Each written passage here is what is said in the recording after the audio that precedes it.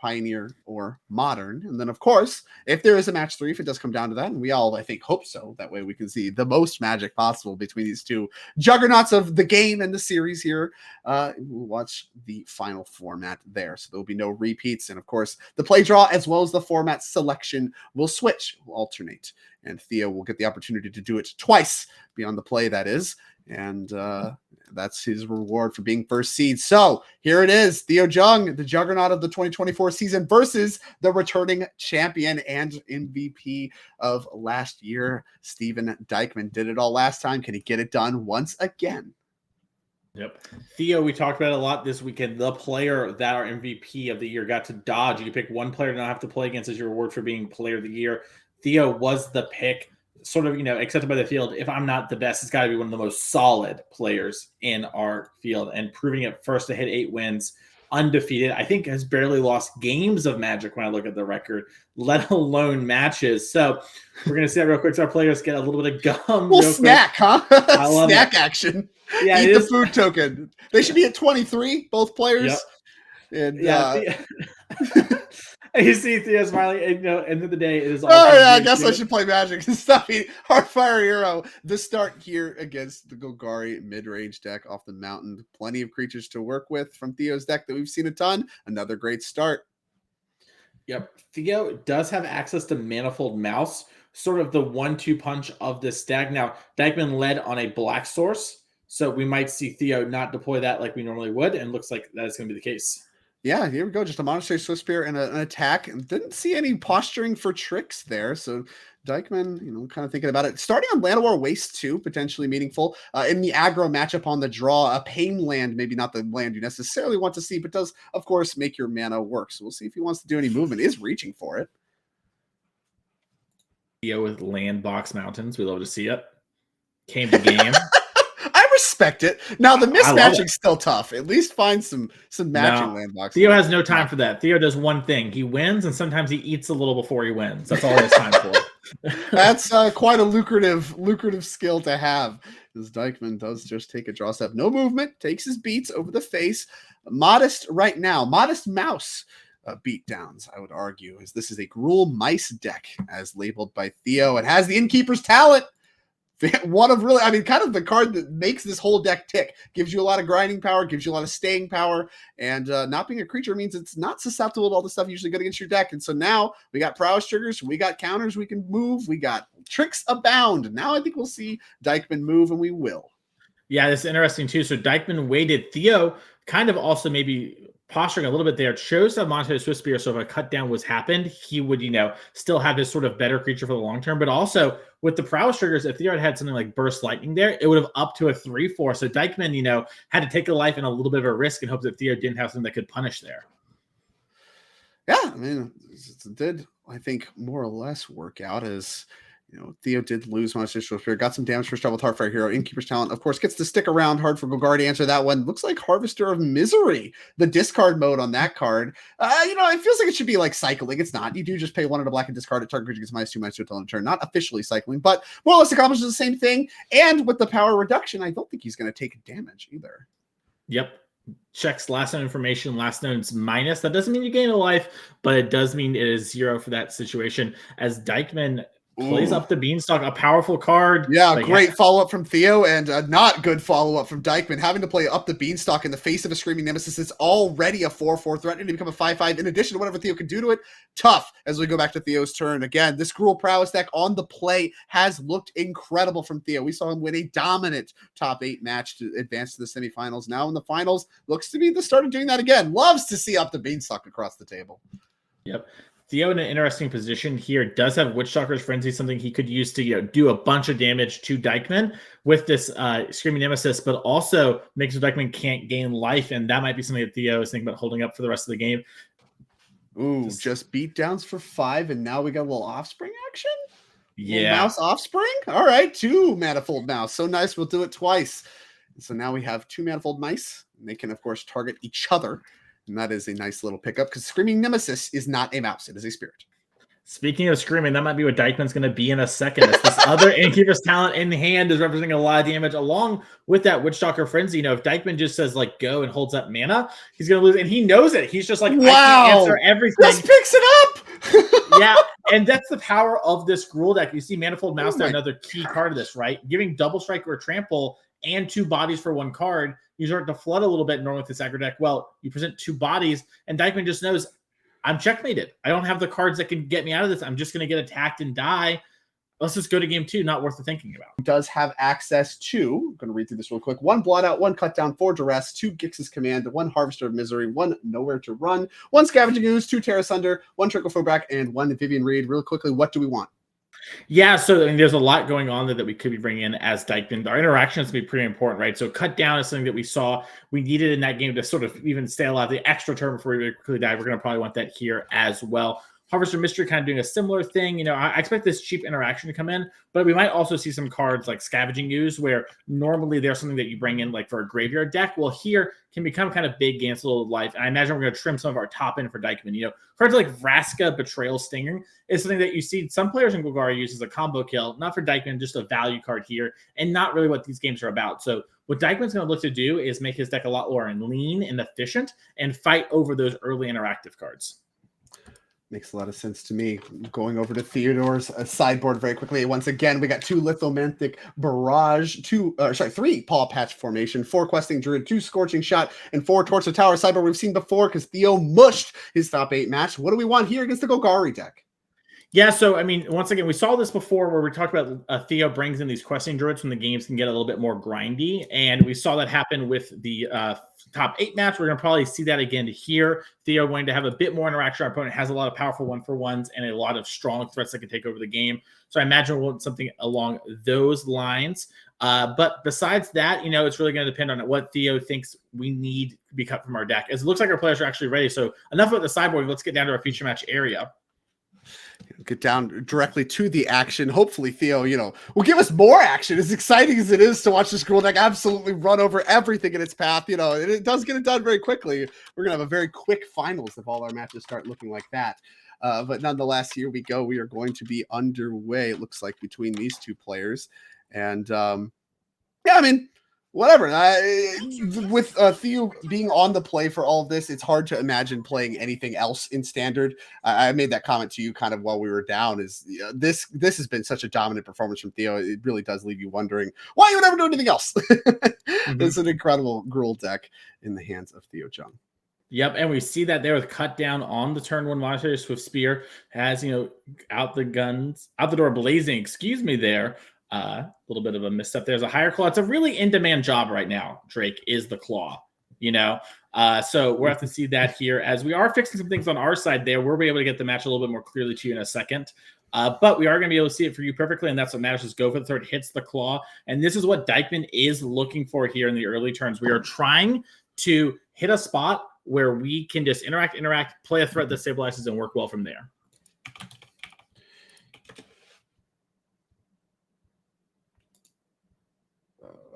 Okay, we back? Yeah, sorry, I'm having a little bit of tech issues now, it would appear. So let me go ahead and try to get that fixed very quickly. My apologies to everyone at home as I am recovering myself. Let's see if I can't get this up and running. And speaking of recovering, so is Dykman. They're doing well in this tournament as Overlord of the Hauntwoods has hit the battlefield and gave us the Overlord token. Now we're going to cast another one as Theo didn't have much to do. We've drawn 1 too many lands in a row there for Theo Jung, and we're looking to get this Manifold Mouse offspring here in a second.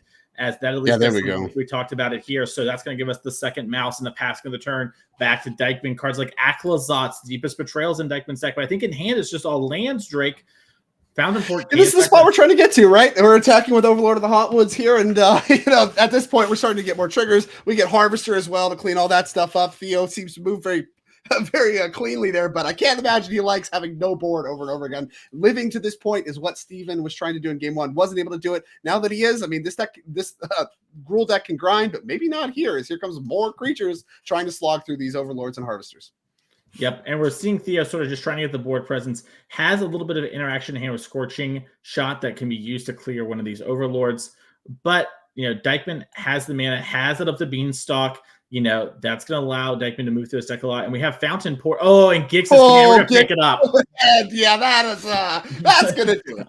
Okay, quick games on both sides. I think really demonstrating what's going on in this matchup. Either Theo needs to get it over with very quickly, which his deck obviously can do a very good job of, but or Steven's going to take care of things very, very quickly. So with that, I mean, there's your game 2. We had a quick game 1, a quick game 2, and over to a game 3 we're going to go of our first match. Remember, this is best 2 or 3 matches, so even if this is over quickly, it's not all done. There's a lot more to do. The question is, how many matches are we going to end up with? Are we going to see all 3 formats? But either way, a game 3 in this match nonetheless, and where most importantly, potentially, Theo's going to be on the play.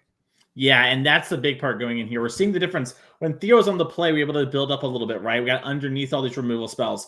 And then, with Dykman on the play, he is able to just sort of one for one by the time, have a moment where I kind of need to pray there's no Screaming Nemesis. Hits on that, can't have it all the time, right? And now we're going to start playing these very big, powerful cards. And that's what Dykman's deck's looking to do, right? Interact, play a card that impacts the board, and then continue doing that in whichever pattern works best for you for the remainder of the game. And that's why this Golgari deck is so different than what we've seen from the normal Golgari decks, where they're a little leaner, lower to the ground, more like traditional mid-range decks. This is more like a traditional control deck from Dykman here, as our players are shuffling up here for game number 3. We'll have to see, being on the play, can that matter? And cards like Innkeeper's Talent, giving stuff like Ward 1, make it so Dykman's mana is a little awkward. Yeah, 100%. And I do like you really highlighting that this isn't a mid-range deck. Traditional Magic heuristics leave you believing that mid-range decks are good against aggro decks. That's the reason to do that instead of playing a control deck, right? You split the difference. That way you can do enough early to stop the aggro decks, but you can still be aggressive enough to get underneath the control decks. That's kind of the dynamic between high-level archetypes in most cases. In this case, it's not really a mid-range deck. You would expect the mid-range deck to be pretty good against aggro. In this case, I'm not sure that that's true. You are looking to go a little bit bigger. You're looking to go over the top, and that does leave you a little open to the aggro decks, especially on the play. So highlighting really, this is a big mana deck. This is a control deck. I think an important part of the equation when you talk about this matchup. Yep, and speaking of important part of the equation, let's check out next year's events real quick as our players are sideboarding a little bit here, different on the play and draw for us. We have 4 events coming up next year. If you want to join us at Champs, this is how you do it. You win a showdown, you get directly invited to our championship event like we're having going on this weekend with over $30,000 in prizes. Pro Tour invite to next year's champ, free entry to all the next year events if you're MVP. Take a look on your screen. We're coming to all these places: Chicagoland in February, Madison in March, Chicagoland again in May, and Indianapolis in June. We're going to announce the rest of our events very soon here, so make sure to check out that. And make sure to follow us here on Twitch. That way you don't miss any of the action going on. We will be streaming all these events next year, so we cannot wait to have that with you. It's been an awesome year, but we still have some more Magic to be played before that is going to be figured out.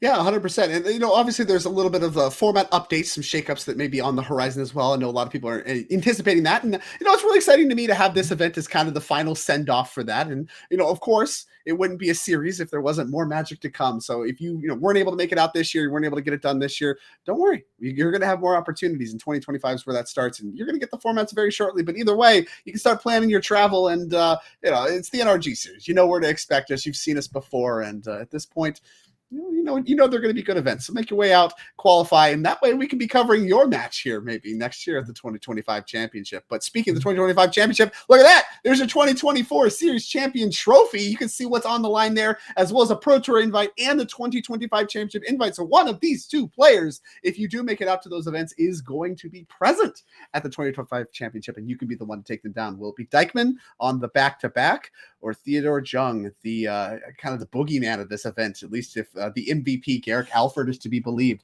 A lot of eyes on Theo. His year that he has had, not just on the NRG series, but across all of Magic, has gotten quite a bit done on the Pro Tour circuit as well. So, really kind of this battle between 2 of the best going on right now. Copper Line Gorge into the Claw, the all-important Claw that you mentioned, Higher Claw, the 1-2 deployed. Kind of off flavor for a Gruul Mice deck, but, we'll allow it. Yeah, just a very strong card, especially, there aren't a ton of control decks here, but that's a great one where you can just sink your mana, grow the Higher Claw, and push a little bit of damage. As it looks like Dykman's trying to figure out, how do I want to sequence my mana here, given the Higher Claw, and it's not want to fight over. And it looks like we might be doing a Duress here. trying to hit maybe something like an Innkeeper's Talent. Yeah. Starting off on the duress, kind of interesting to see. Not a card we talked too much about, and this is the downside to bringing in duress. This is a deck that has 22 creatures in it, 22 lands, which really only leaves 16 cards, at least in the main deck, that it hits. Now you'd be expecting some potentially powerful sideboard cards that you're looking to get with it as part of the equation, but bricking is tough. What if we had this Innkeeper's Talent? That's pretty good. Oh no! Off the top, Innkeeper's Talent is the follow-up. Are you kidding? Can't Thoughtseize the top of the deck. That's true for Theo as well, who does find Innkeeper's Talent, the powerful enchantment class, off the top. All that text that Steven wishes was in hand last turn. Yeah, and Dykman knows every card in Theo's hand. You see him sort of kind of start to cast a cut down here. He's thinking maybe I need this for an Emberheart Challenger, but what if he draws another spell, gets prowess, and it lives? So Dykman's trying to think about this right now, and how is he going to maneuver as we see Theo's friends and teammate Dom and Andrew in the background, both not being able to make it to this spot, but had great finishes in the top 4. Yeah, I mean, once again, we mentioned it earlier. 3 out of your entire team being in the top 4 is an absurd stat. And now, Dykman, kind of the boogeyman for that, just shutting all that down. Now it needs to do it one more time, but a whiff duress is not a way to start things off. And Dykman, I think, more or less correctly giving a lot of thought to his turn 2. This is really... this is the tough spots. A lot of the players really start to rush on turn 2. How many options can you have? Well, when it comes to playing against all these mana creatures and someone as talented as Theo, you have a lot of options, and it's going to be Llanowar Elves and Cut Down. Yep. I think I like this from Dykman. Let's just get out of the way now. Yes, it can go bad. The challenger might hit some spells or whatever, but I need to sort of develop. I need to get to my bigger cards.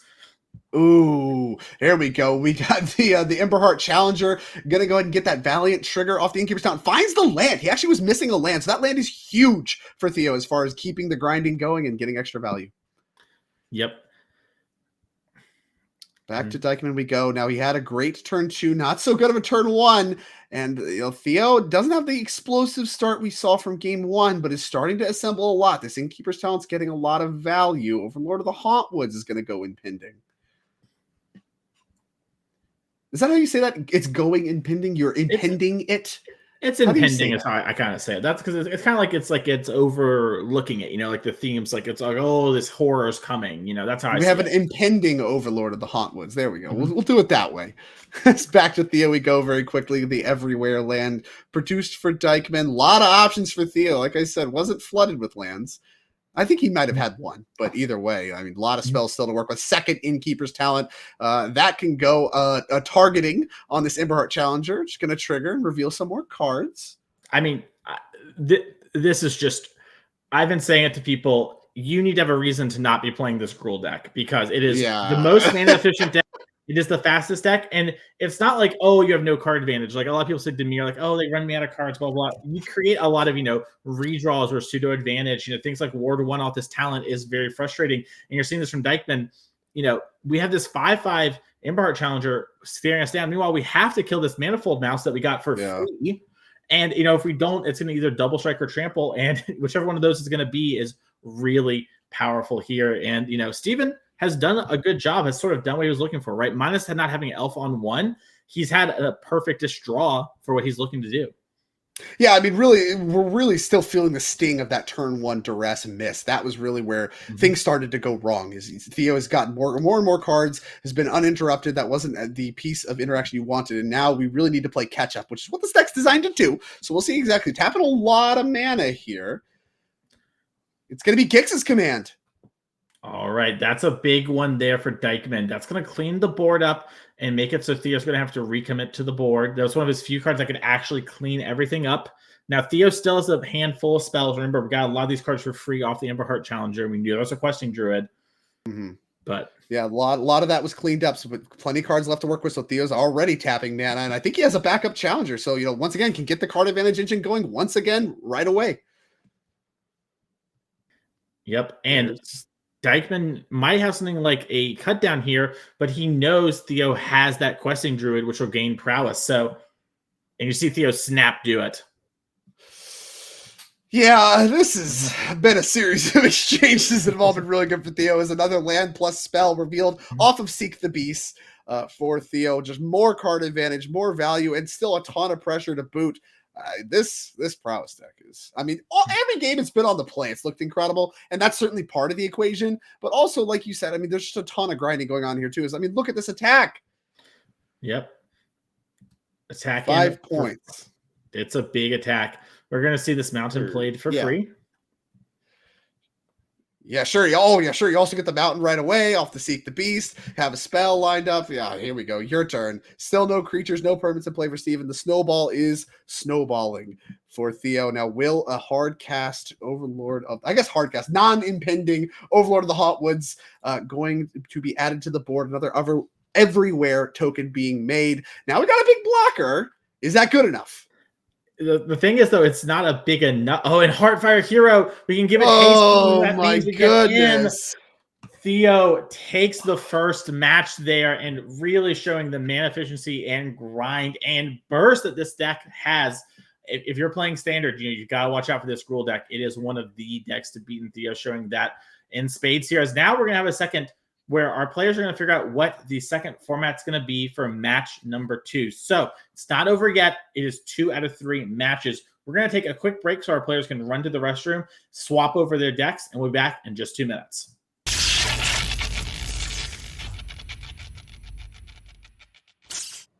Welcome back, everyone, to the NRG Championship Series. I'm Mason Clark, joined by Drake Sasser. We're here in the finals for match 2. If you're just joining us, we're playing best of 3 matches. Theo, first seed, won incredibly quickly in Standard with Gruul. Dykman said, hey, I'm on the play. I'm going to play Pioneer. I think my modern deck is really good. I can win on the draw. So we're going to see if he can make that game 3 happen. But first, he's got to beat Theo in the Pioneer format. Let's head on out of the feature match area so his players are ready to go.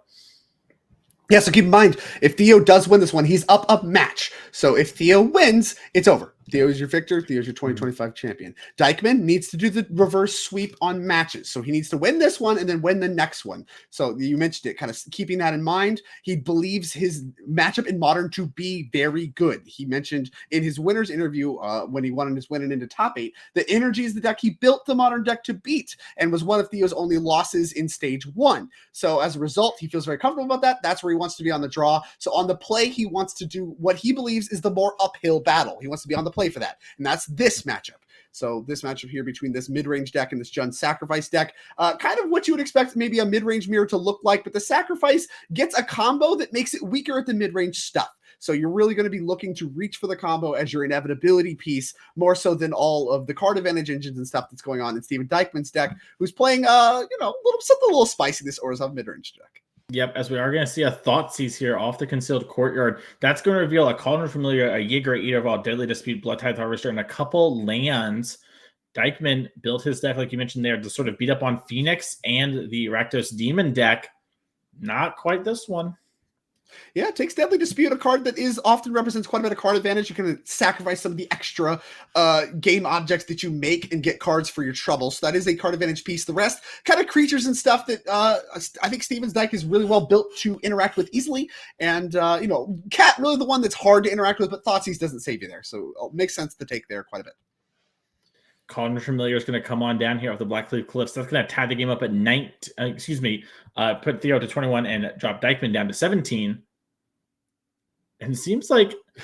I don't know what that conversation was. Some smiles there. I'd love to be able to listen in there. Didn't quite catch what that was about.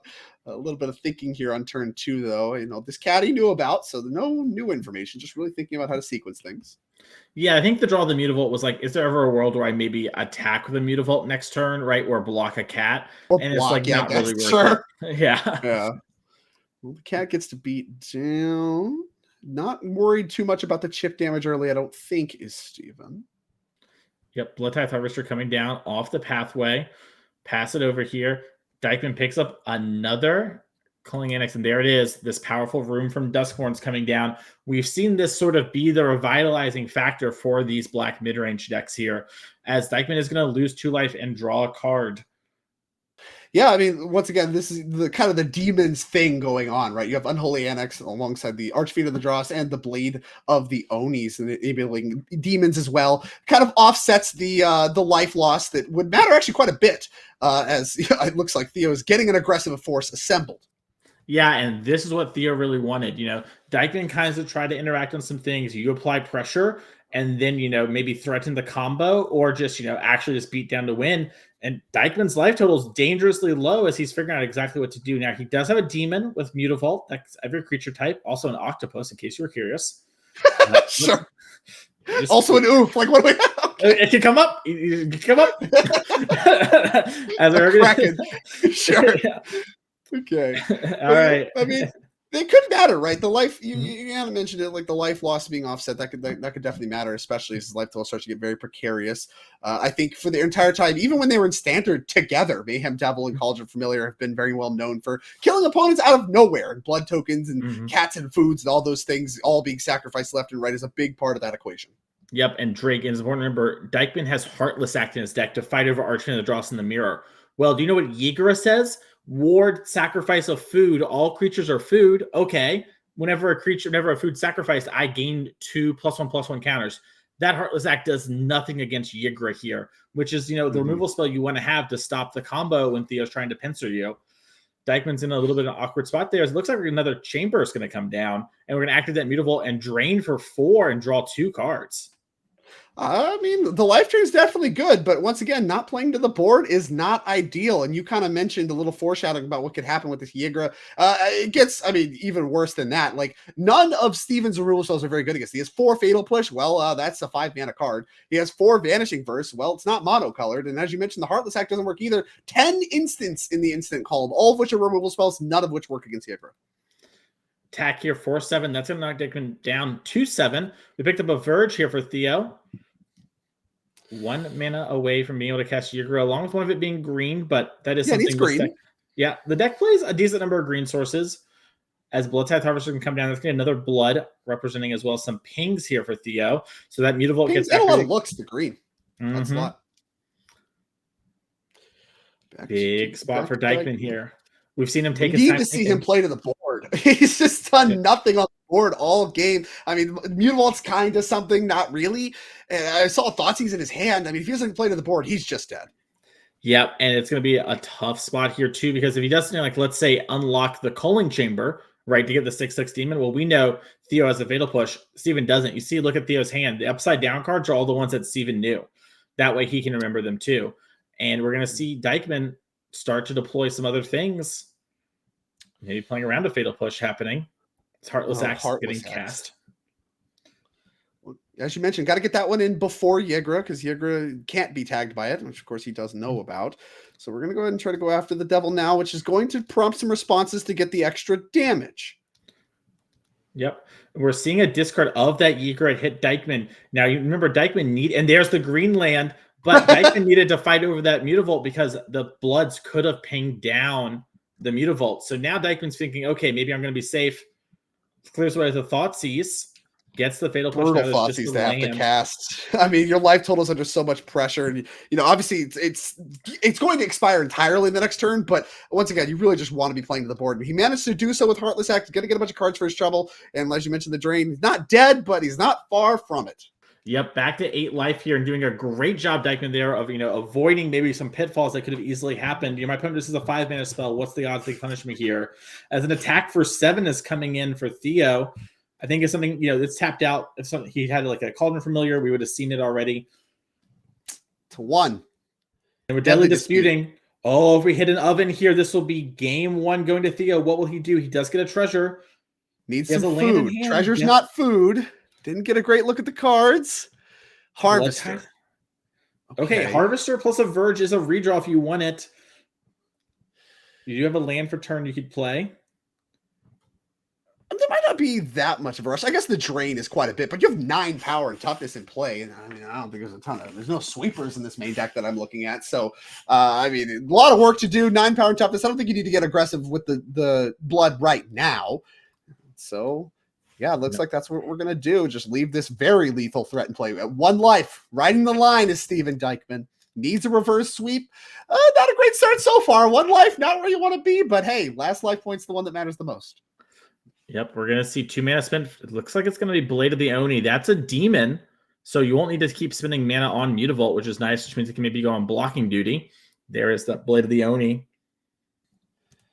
Yeah, really speaking that mana efficiency is a big part of it. Not having to spend mana every turn on that, as well as other things that weren't impacting the board, is a big part of it. And a lifelinker to help out is a big deal as well. Alenda, Saint of Dusk. Have to imagine this is one of the reasons to be Orzhov. There's only 3 white cards in the main deck. It's 2 copies of this, 4 copies of Vanishing Verse, and 1 portable hold. Those are the only white cards in this main deck. And this is an important one. 4/4 lifelinker has hexproof from instance. And as long as your life total is greater than your starting life total, we're pretty far from that. It gets +1/+1 and has menace, and it has an additional +5/+5 as long as it's 10 or more from your starting life total. So the idea here is to gain a bunch of life. So gonna have work to do, and gaining a bunch of life is just what the doctor ordered for Steven Dykman.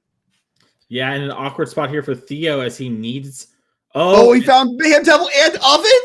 What? And now he is going to win this game, I believe. We'll have to see exactly here. He pings this down, attacks with everything, sacrifice whichever creature is blocked. You can't gain life. That's going to get lethal. And Theo wins game number 1 of match number 2, up a match. And you see it a little bit there when he drew that second card. He's like, wow, that was good. And he was good enough to win to that be game whitelisted. just the RNG gods on his side. He's so confident, calm, cool, collected the whole time as he's laying these beatdowns. Dominant performances across the board from Theo. And now Steven Dykman cannot lose another game in this match and cannot lose another match. His back is against the wall. Yep, and let's see what he's going to sideboard with here with this Orzhov mid-range deck to fight over the Jund Sacrifice deck. We have 3 Rest in Peace, 2 Duress, 2 Fracture, 2 Heliod's Intervention, 2 Invoke Despair, 2 Portable Hold, 2 Shieldred. Drake, what do you like and why?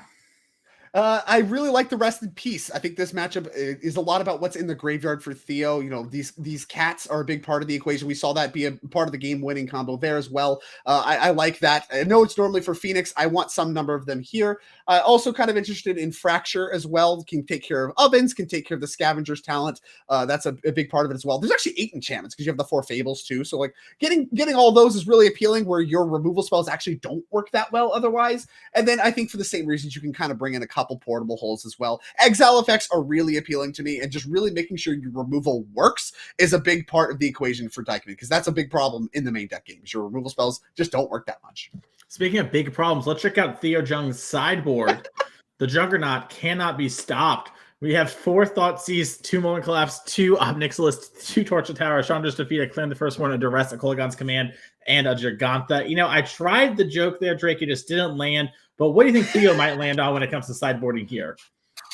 I like setting up to grind a little bit more. This is a grindy matchup, and there's no real way that Steven can pivot that won't leave him wanting to grind a little bit. So obviously the cards there classically for the grindy matchups are appealing to me. Things like Obnixilis, things like Kolaghan's Command. Even though there's a lot of exile effects that are likely coming in, and Theo does know about that, there's still plenty of just destroy target creature style effects that are going to still be in the main deck. I think you can kind of bring those cards in as well. As for how much, if any, of the hand heat you want, I don't expect that Theo will be that interested in it. On the draw, maybe on the play it gets a little bit better where you can feel a little bit more aggressive, but on the draw, I don't want to reach for as much of it. Maybe some Thoughtseizes if you're feeling spicy. I don't think he has that many cards he even wants to take out, so I wouldn't really reach for it. I just kind of want the grindy cards.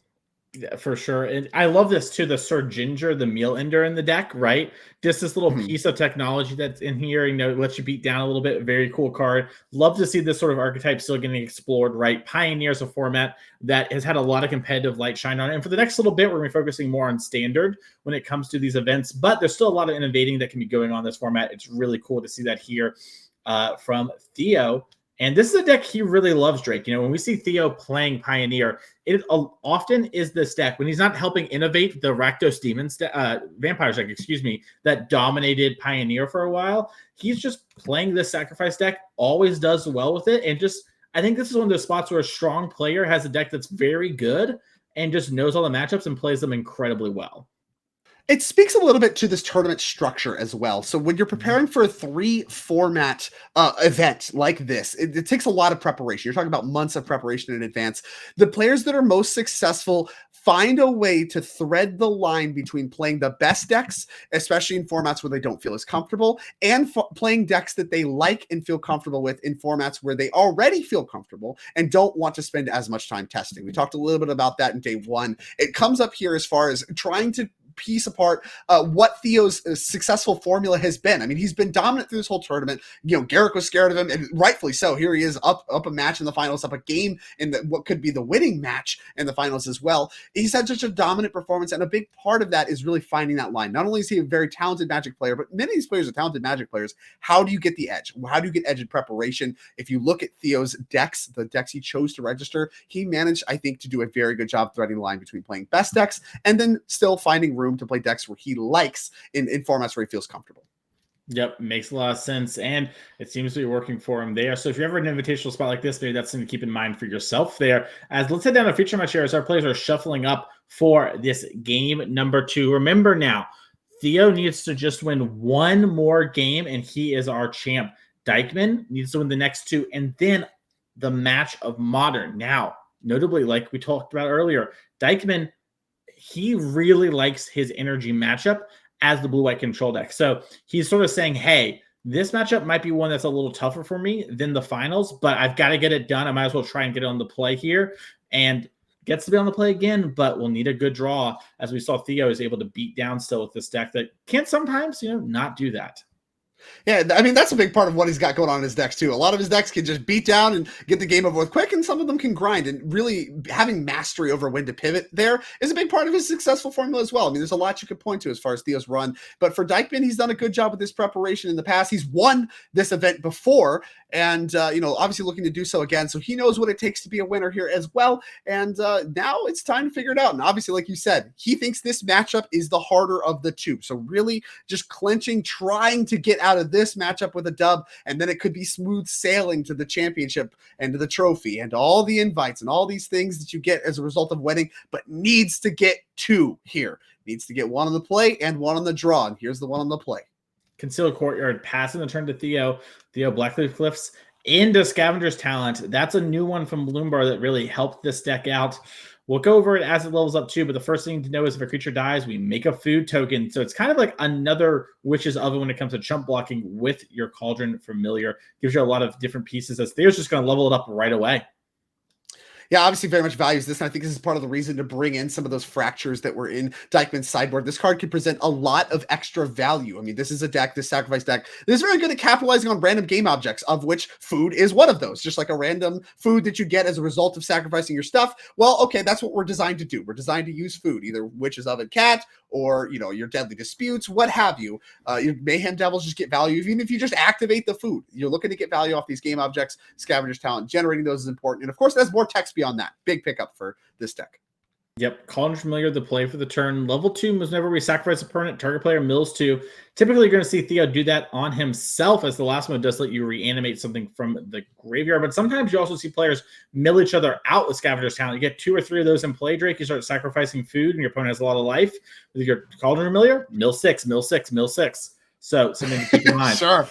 Yeah, we're a mill deck now. Check this out. Another angle that this deck can have. I mean, that's part of the power of the Jung Sacrifice deck. It may not have as much of the speed or as much of kind of just the face-up resiliency that some of the other decks in the format have. What it has is a lot of different pivots. You can pivot into, obviously, you mentioned this mill thing. It's a little more niche, but you have a lot of reach in the form of Mayhem Devil. We saw Theo take a very aggressive posture in game 1, and we know it can be a grindy deck. Sacrifice decks have been like that for a long time. So having all of these options across the board is such a big part of the equation when it comes to being successful with the sacrifice deck, is knowing what plan to go with, when to pivot, and I think Theo has a mastery of that.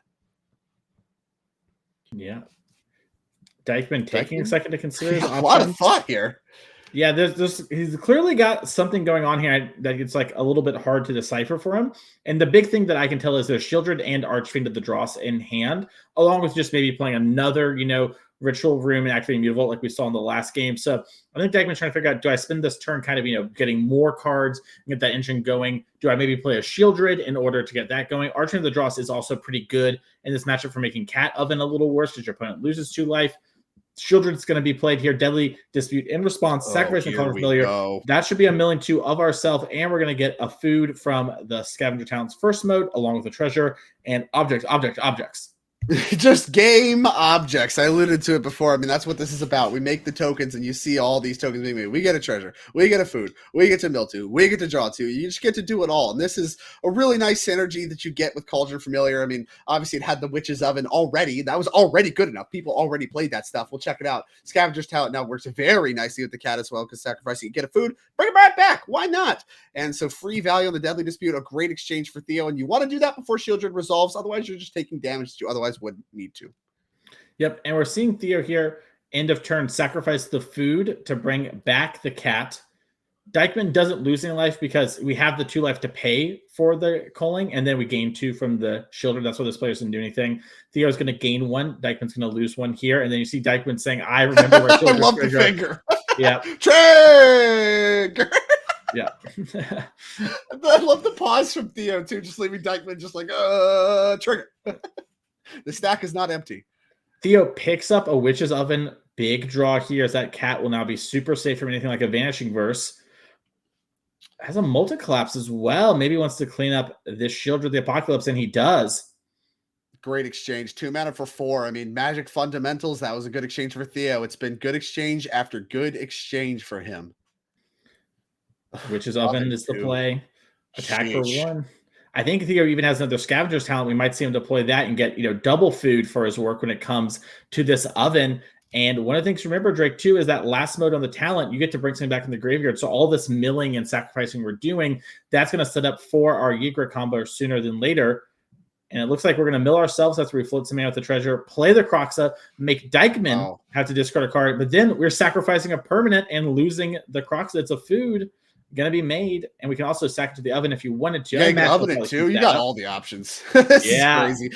The one of Kroxa too, such an important one in this matchup if you can find it. Obviously, milling helps you find it, also helps you escape it. Get a look at that one. Powerful Titan from the Theros Beyond Death. I think the only one legal in this format, Uro banned. Right. And so we're dealing with Kroxa. Really one of your best grindy cards, right? This is a card that will slog through all the removal. It will, of course, get value even if Steven has removal that works, something like Portable Hole. It's going to make him discard a card and then maybe even take some damage beyond that. Just an important one and another piece of the puzzle for Theo. You can do whatever you want. You can sacrifice it. It sacrifices itself, plays to all of your synergies very nicely, and obviously is just a grindy card. And this is really, like I said, this is what the glue that holds all this stuff together are these cards that both do it all. They grind and they grind through game objects.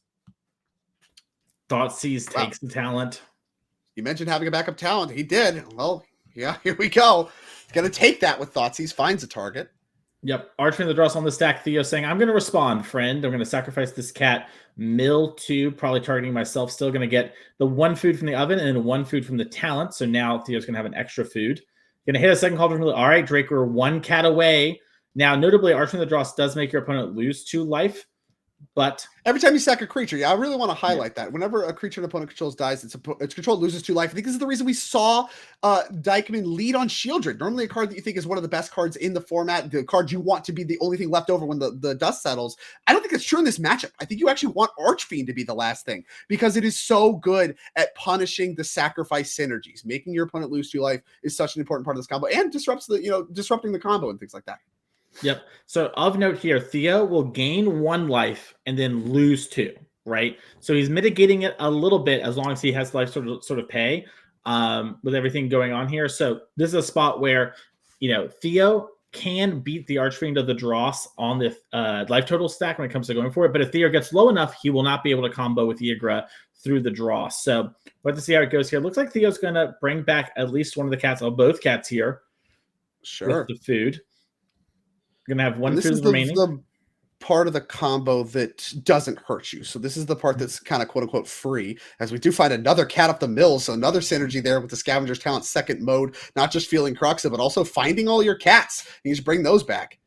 Yep. Can also bring back that devil there, Drake, which could, maybe we can get Dykman low enough. We're at 10 life. It's a little bit of ways, but not so far away. Maybe you just pick off the Archfiend too. Just kill it. And then it doesn't even matter. I mean, it might be the same math to kill Steven, but who knows? I mean, if you can get to 6, not 10, there's something to do that is very meaningful. And I mean, with you having double Steven's life total, I think that's the number. I think having double life total matters because once again, you're losing 2 for every 1. So you want to exchange 2 for 1 from a spot where you have double Steven's life total. And that can happen right now with that extra cat in the yard if we can get the Yigger stuff going. Yeah, and we see Theo lining up 3 mana. Of note, Theo can do something like sacrifice a cat here, right? If he wanted to, and just take some mills and try and find the Yigger and see if he can go for it then. He can also sort of, just declare this attack. And if Dykman blocks, we're going to get the food. I think Dykman said block 1. Theo said, I'll sack that one. Yeah, I mean, he's just, it's transparent what's happening here. You're going to block 1. I'm going to sack the one that's going to block. Love that shortcut there. Just very, very intentional about knowing how this is going to play out and what he wants to do.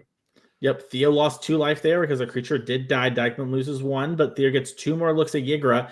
Had he found it, that could be game over. Now, another thing Theo can do here is hold priority on sacrificing the food with the cats to get multiple looks if he wants to. So sack of food, mill 2, hold priority, sack of food, mill 2. And so Theo potentially might be able to get there this turn, but might lose some food resources. We'll have to see what he wants to do, as that life in the food is pretty relevant too, and has all this mana for Kroxa. Yeah, once again, all the options for Theo are great. You just kind of did a great job outlining it there, but Kroxa, a part of it. Obviously, we could reach for combo stuff still if we want. I think at this point, maybe that's getting a little bit more ambitious. And yeah, it looks like Theo. I mean, once again, there's no rush. You are on the attack, but also you also have inevitability. It's the best spot to be. Steven needs to answer a lot of stuff. Yep, we're going to exile 5 lands here, escape Kroxa. Steven discards a duress, not what it's about, and Theo 5 lands in hand, a wise call there for Dykman. He wants that for their early turn, so maybe prevent something like this talent coming down. And we're going to play. Not what this is about at all. And once again, we highlighted he has 3 copies of recipes in this sideboard. How good would these have been this game, right? Being able to shut down all this cat nonsense, shut down the Kroxa nonsense would have been so important. Not finding your sideboard cards is a part of what can lose you some sideboard games. And I think Steven, assuming he has multiple of them in his deck, would really like to see one and has not. And maybe now it might even be too late. Fatal Push. That's going to lose 2 life due to the dross, and we're going to get another food thanks to the talent, which means another 2 mills at the Yiggra. And this is a tough place for Dykman, right? Like you're talking about, Theo doesn't have to go for it. Dykman's the one who has to make this game end quickly. Every exchange is sort of, not that bad for Theo and potentially game ending for Dykman. As we're going to play Immutable for turn and then spend 3 mana. Already had. Some awkward mana and a second Annex. I mean, we've drawn multiple of them each game. I think this is a card you still want in the matchup, but drawing multiples, not really where you want to be. The John's Sacrifice deck is very much about what's on play, and not affecting the board is tough, but you do want one in order to enable all of your card advantage engine stuff and give you some inevitability. Getting busy. I think it might actually be clutch here, Drake, because we're attacking Theo down to 10 and then draining another 4. So now Theo's at 6 to Dykman's 13. So Theo, I'm pretty sure, cannot actually Yiggra combo because that's correct. As long as the Archfiend's in play, he doesn't have enough life to Yiggra combo. But it is putting yourself in a little precarious situation. He might be able to just find 13 this turn. We'll see. I mean, he needs to do so before he gets hit by the Archfiend too many times. That might be the hard part. Because, you could get Devil back, start to do a bunch of crazy cat stuff. That's kind of what's face up on the table. Archfiend disables a lot of that. So once again, like I said, really heads up. We mentioned Dykman took a long time on that decision earlier between leading on Shieldred, leading on Archfiend. And I think he made a really wise play. Leading on Shieldred, Theo has to answer that. It's not like you just ignore it. Molten Collapse had to answer that. And then Archfiend was the leftovers. And now it might be good enough to get him the game win if Theo drew a brick. We'll see what Theo can cook up. I mean, he's done a great job finding the right lines in every other match. I have faith he'll find the best line here. The question is it good enough? Theo counting it out, saying, okay, I spend 3 mana. I bring back my Devil. I lose 3 foods. Then I can, sacrifice my cat 1 time. I'll take a little bit of damage. I'll ping once. I'll bring it back another time. That's 2. That's 3 by my count here. We're going to get 1 extra food because of the talent. That's 4. And that's not enough. Theo's dead. And the extra annexes, they're really good at making the game belong and swinging the life total. So game number 3 is available for us now, Drake, as Dykman showed hey, I have a couple cards that are nice. This dross card will force you, to get it done sooner than later if I can get the damage in. And that's the hard part. Yeah, that was the hard part, and really setting himself up for that spot. Like you mentioned, the second Annex gave him a little bit of reach, which was very important. And also, obviously, drawing a brick there for Theo is also important as well. If he finds an answer to Dross, everything's over. But it's like I said, Dykman did a great job lighting it up, using the Shieldred as a lightning rod for the Dross. And I mean, that last line of text that normally is one of the least relevant parts of what's going on with the card comes up huge in this matchup in particular. And I mean, is going to be a game winner there. And that is, I mean, we get a game 3. This is step 1. This is step 1 for Steven Dykman. You know, it looked like it was going to be over for him. He won this one. Now he needs to win another one on the draw and then win the final match, which we know, we spoke to him earlier in the interview booth. We know that he likes his matchup in Modern. So he needs to get there. And there's one more game in the way of that, as they are doing a little bit more sideboarding here for game number 3. Speaking of getting in the way, you might want to try and get in the way of our champion next year. Check out next year's events coming up. We have the first 4 announced. February 1st and 2nd, Chicagoland. We have the 10K Showdown. You win a showdown, you come to our events. Sunday, Team Trial. March 15th to the 16th. Saturday, 10K Showdown. 5K Sunday Trial, with the formats for all these events coming very soon.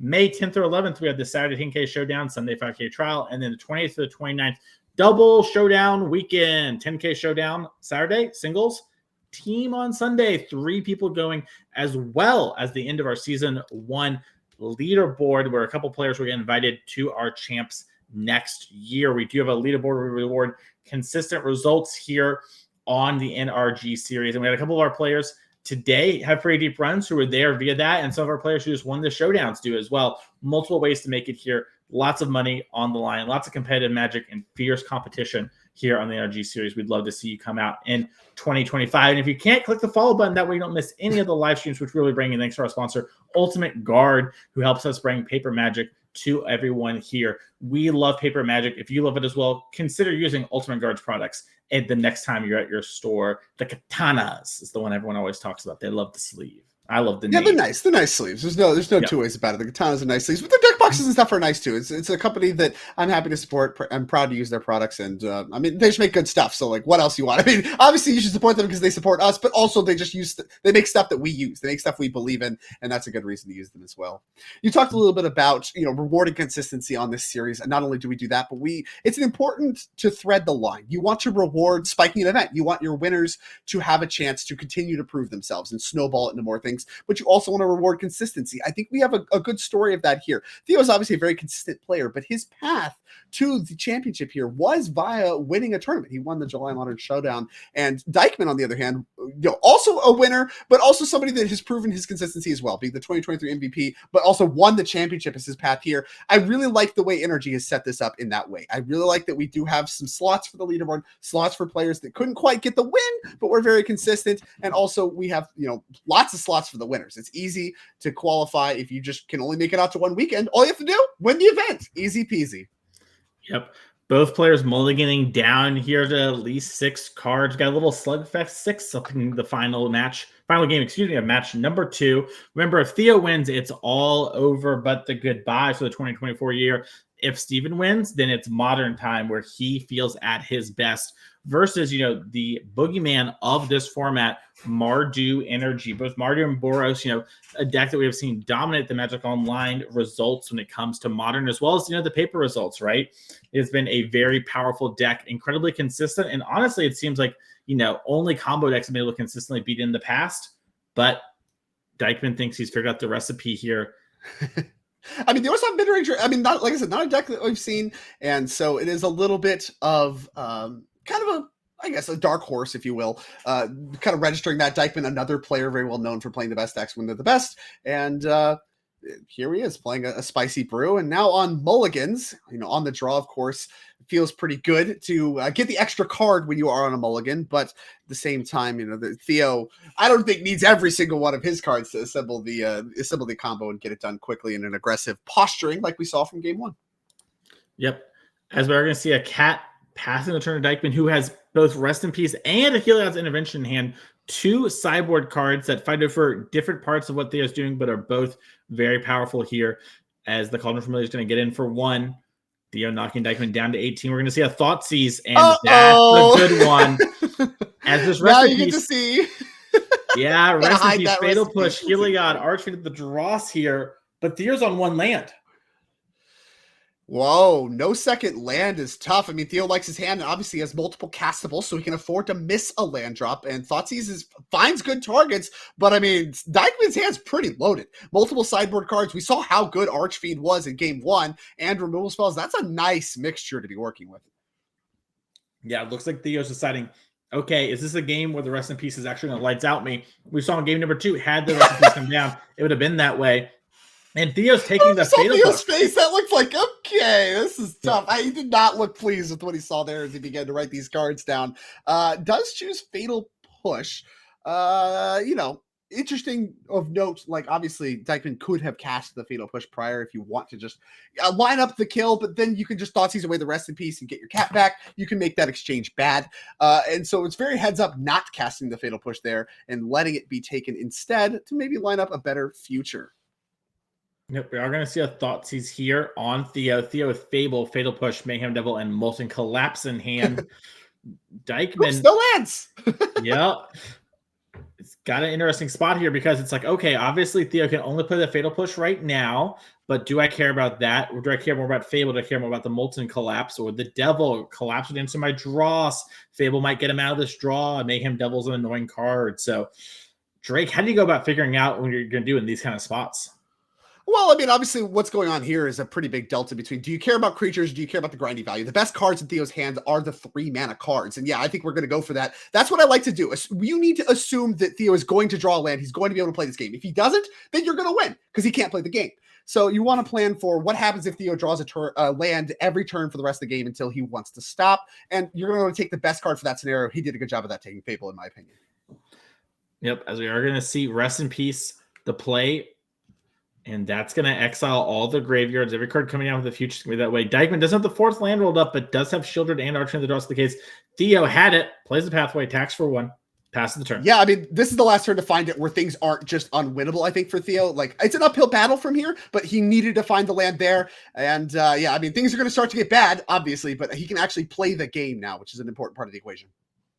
Theo takes 2 off the draw from the Shieldred trigger. Does have the Molten Collapse for the Shieldred. We're going to see that fired off. Attack for 1 with the Cauldron Familiar. Cauldron Familiar to the draw for turn for Theo. Has that in hand. Dykman with another Archfiend the draws off the top is going to play it down again. So sick. The same sequence, right? You get to line up the Shieldred. You have to answer this. My leftovers are Archfiend the draws once again. Such a powerful setup in this matchup. Yeah. Steven taking the hit, knowing that Fatal Push could be revolted, and then answer the draws. Mayhem Devil with a Swamp. Passing the turn. Now, remember, Dykman does need to win before the Archfiend has 0 counters on it, but the second Archfiend is very good at that. And you see how fast Dykman knows, I have the game 3. That's the matchup I want to play. Give me that energy deck. I think it's free. And Blackleaf flips at the draw for Theo. Has Yigra picked up during all those turns too. With Fatal Push is going to attack for 4. And yeah, pick it up. He's dead on board. Yeah, that's it. And of course, the triggers don't work anymore because the recipes, but it doesn't matter. We just have 12 on the board. So Theo going to lose this match. And this is exactly what Dykman needed. He needed to win 2 in a row there after losing game 1 there, managed to do it. And now, I mean, he spoke about it early in the interview. He feels good about this matchup on the draw or not, doesn't care. He built his control deck to beat energy. Theo's on energy. This should be a good matchup. Dykman feels good about it. This is what he needed to do in order to get the runbacks. Yep, and it's all coming down. Match 3. Theo will be on the play if he wants it. I assume he will, but we'll see how Theo wants to do it. You want to take the draw and the control matchup? Like, what? No. What the Juggernaut says is what I do, so that's what's coming on down there. But we're going to take a quick second here to get those players some time to take a second, get some water, use the bathroom, shovel up their decks from their modern decks here. They might need to move some cards over like that Giganta there. So we're going to give those players 2 quick minutes. So we're going to give you all 2 quick minutes to go get some water, and we'll be right back with the finals of the 2024 Energy Champ Series.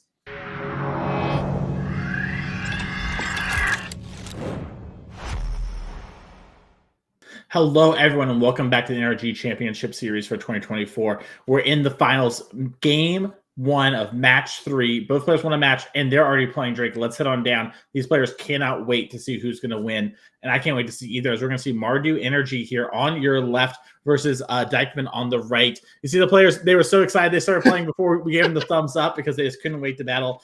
But what happened so far this game? Turn 1, Ocelot Pride. Turn 1, tap land for Dykman. Turn 2, Surveil land. Bin Flage. Played other Ocelot Pride. We're triggering some cats. Ben Flage is pretty nice. Also, triggering the cats is nice. I mean, obviously, Wrath of the Sky's gonna be a big part of the solving the problem here, but gonna need it pretty soon. I mean, things are starting to snowball out of control. We've only played 2 cards, both of which are 1 mana. That's the power of Ocelot Pride. But as we mentioned before, Steven Dykman likes this matchup. This is the one he wanted to play. This is what he built his deck to beat. So I would expect this one to be favored for Dykman overall, if he is to be believed. And I have no reason to doubt him. This is a classic control versus mid-range setup, and typically control is built to beat that. But Theo is on the play. So can he get aggressive and get underneath what Dykman has going on? And I think Double Ocelot Pride is a great start towards that end. Yeah, I mean, Theo has the Goblin Bombardment in hand, Drake, which we're going to hit with all these cats. That's going to be 4. And we're going to have double City's Blessing, I think, with a land drop after the first one resolves. And that's just going to go a little crazy. We'll have to see, though, what Dykman has. There is a Solitude in hand. Looks like Dykman's thinking about something on the first turn here. Maybe it's a Prismatic Ending. Maybe it's an aggressive Solituding to get the permanent count lower. We'll have to see what he wants to do.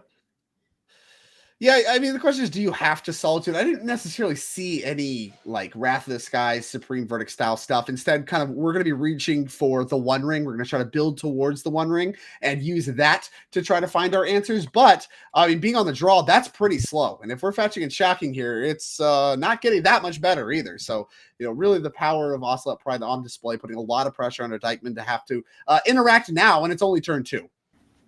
Yep.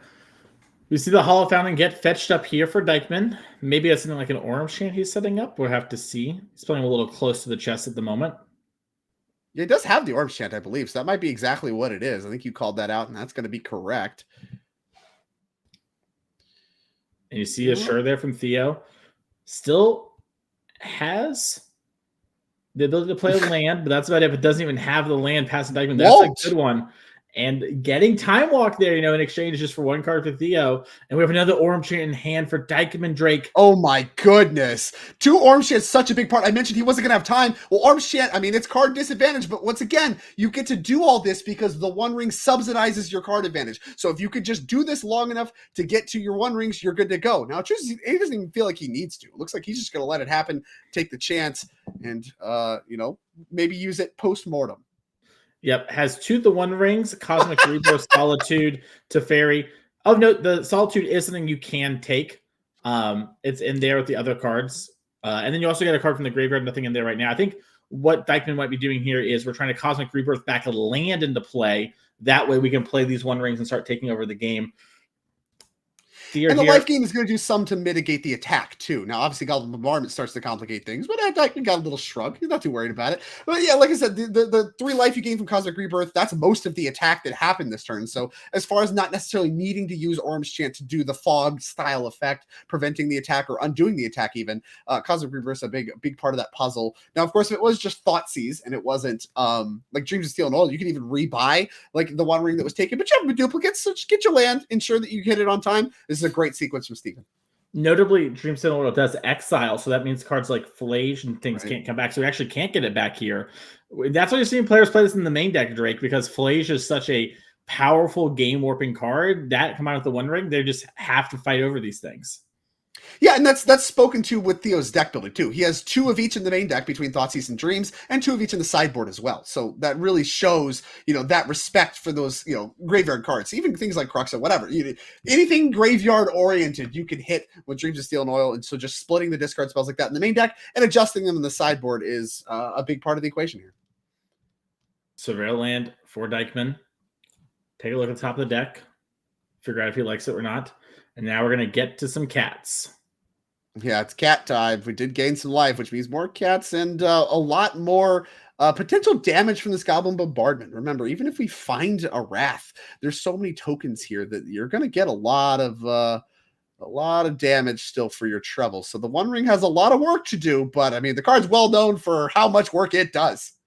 Yeah, and remember, we have the City's Blessing now, so that means with 2 Ocelot Pride, you get the extra copy, so a bunch of cats get made here on the end, which means Theo has a bunch of 1 damage little pings available to him. Obviously, the One Ring can protect Dykman for a turn, but this is a way for Theo to actually sneak across maybe the last points of lethal in a situation where normally he can't. Yeah, that's I mean, a big deal. I think how many copies? We got 2 copies of Goblin Bombardment in the main deck. Finding one here, a big deal. And once again, it's I mean, almost been 2 Ocelot Prides by themselves, just kind of snowballing their way into a potential victory. Now, a little bit more to do, like we mentioned. Does have access to the One Ring. And hands face up, so Steven just left that on the table. Gonna take a look at that. All the Yeah, cards over there are not in play. I'm really interested to see how Steven wants to maneuver this game because I really thought we were going to Solitude down one of the Ocelot Prides because that would have stopped the city's blessing and would have put us in like a much better, like just so many less cats also have another life. And your Teferi doesn't do a ton, but clearly there's some card Dykman is thinking about wanting to hold it for because he has a lot of it set up. Maybe as simple as wanting to pick up his One Ring, do something like play Teferi this turn, kick an Orange Chant, but it was a very interesting Part of play. the plan is the way that Theo recovers, right? So, like, let's assume his plan is to stick the One Ring, find a Wrath. So he didn't know about Goblin Bombardment when he assembled a lot of this plan, right? So Goblin Bombardment just came down. That complicates his entire plan. I think that's why we're thinking so much. Previously, if he just plays the One Ring, finds a Wrath, gets the Wrath everything, the way Theo stays in the game after that is with cards like Flage. And having Solitude to pick off Flage and get that in exile could be a big part of what his plan was for the post-Wrath, the post-Supreme Verdict, post-Wrath of the Skies stuff. Yeah, I think I just disagree, which I hate to do on coverage, but I think the way you lose is bombardment.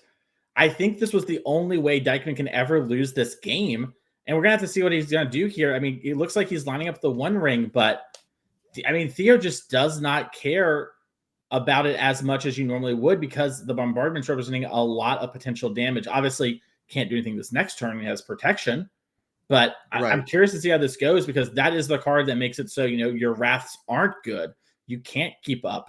But Dykman here said he built this deck to beat energy. He's played this matchup way more than I have. I've never played this deck before. We'll have to see how it goes as he picks up a Lorien revealed and a passing of the turn. Not great. Lets you use that 1 mana, but yeah, and like I said, obviously this Goblin Bombardment's going to present a problem. There's no 2 ways about it. Obviously, the ideal scenario, you'd be able to resolve One Ring, and there's no incentive necessarily to move right away. And if you could follow up with a Wrath, that's how you'd kind of want to do it.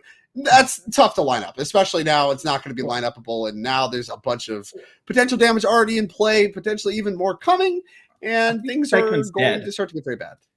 Well, I guess it depends how this goes, but Theo can Flage down his own cat token to gain life. I think he has a Flage in hand. Maybe he doesn't. I just saw, but he would gain life, which would then trigger the Pride, which would then go crazy. He has one in Yard, right, from that early Surveil, but we don't have the cards for it yet.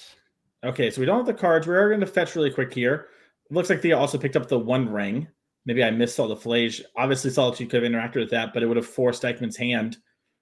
Looks like Dykman's... Yeah, I mean, he knew about the Flage early, right? He knew about the Flage early from the Surveil, didn't know about the bombardment necessarily. And so now, you're keeping the Solitude to cover for that Flage that, with the Arena of Glory, would come in with haste. So you just need to stop that. That will just kill you immediately as a follow-up. Yeah. And the bombardment obviously ruins all of his plans. And now I don't know if there was ever a way to cover bombardment. He just doesn't have any of his prismatic endings and things of that nature to really check that. And I don't even know if he finds them now if they're going to be good enough.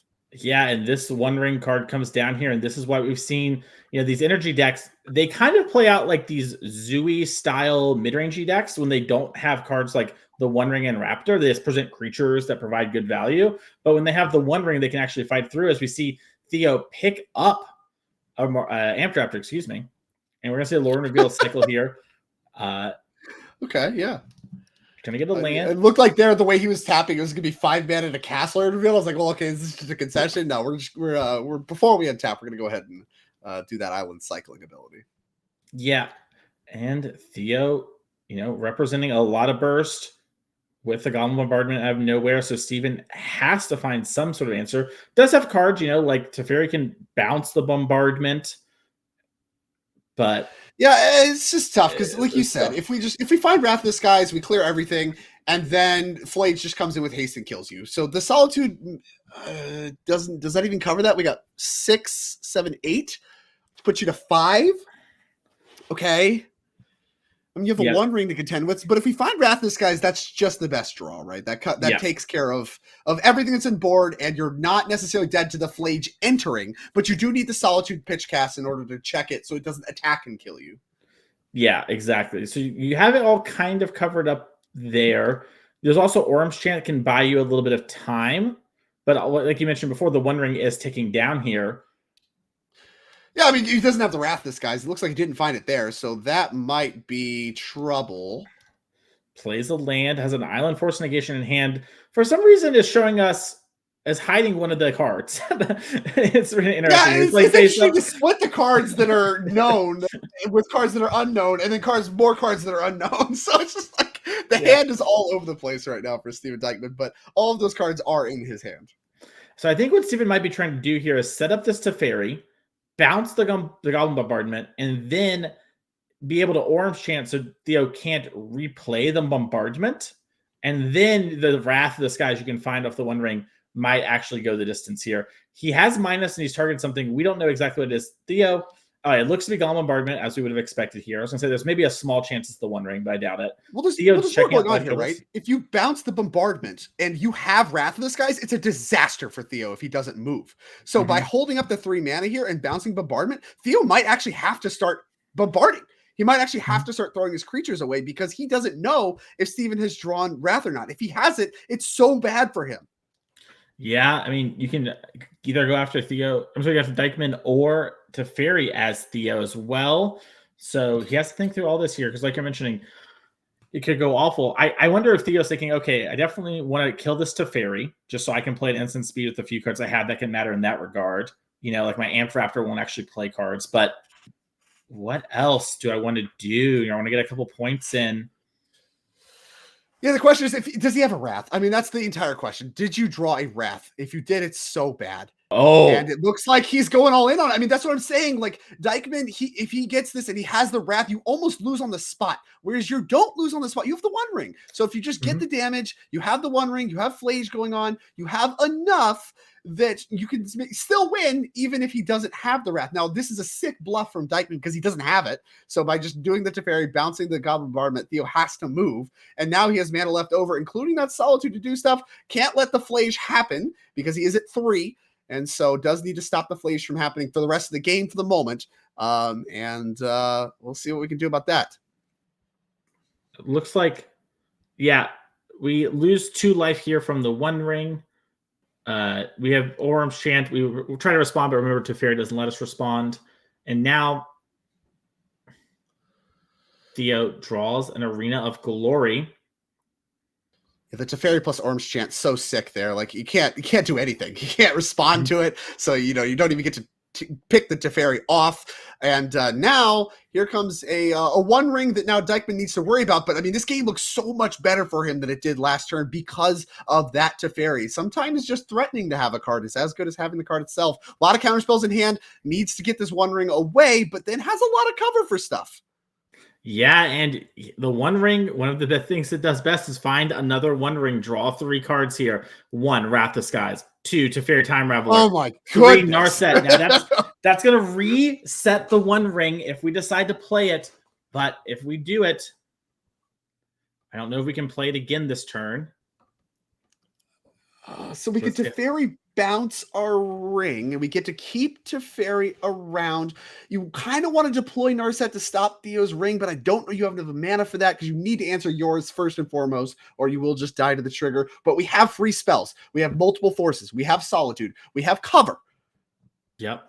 And the counterspell too is picked up on the few, hard spells we have. Like, so there's a land for turn. So it is possible just to go Teferi, unsummon the ring, replay the ring as well if Dykman wants to go that route. So, but if he does that too, Goblin Bombardment's in hand for Theo. And then the moment he gets priority, bop, bop, bop. You need to have the force ready to go for that because otherwise, it's too much trouble. So, but we have force and negation for bombardment. We have, One Ring would turn off Flage.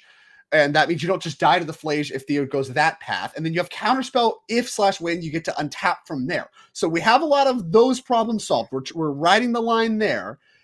Now the question is, like you said, extra bombardments are a disaster. Just Theo presenting a bunch more creatures could be bad, but I think we have another Wrath. We have a lot of the problems solved, but being at 1 means there's no room for mistakes.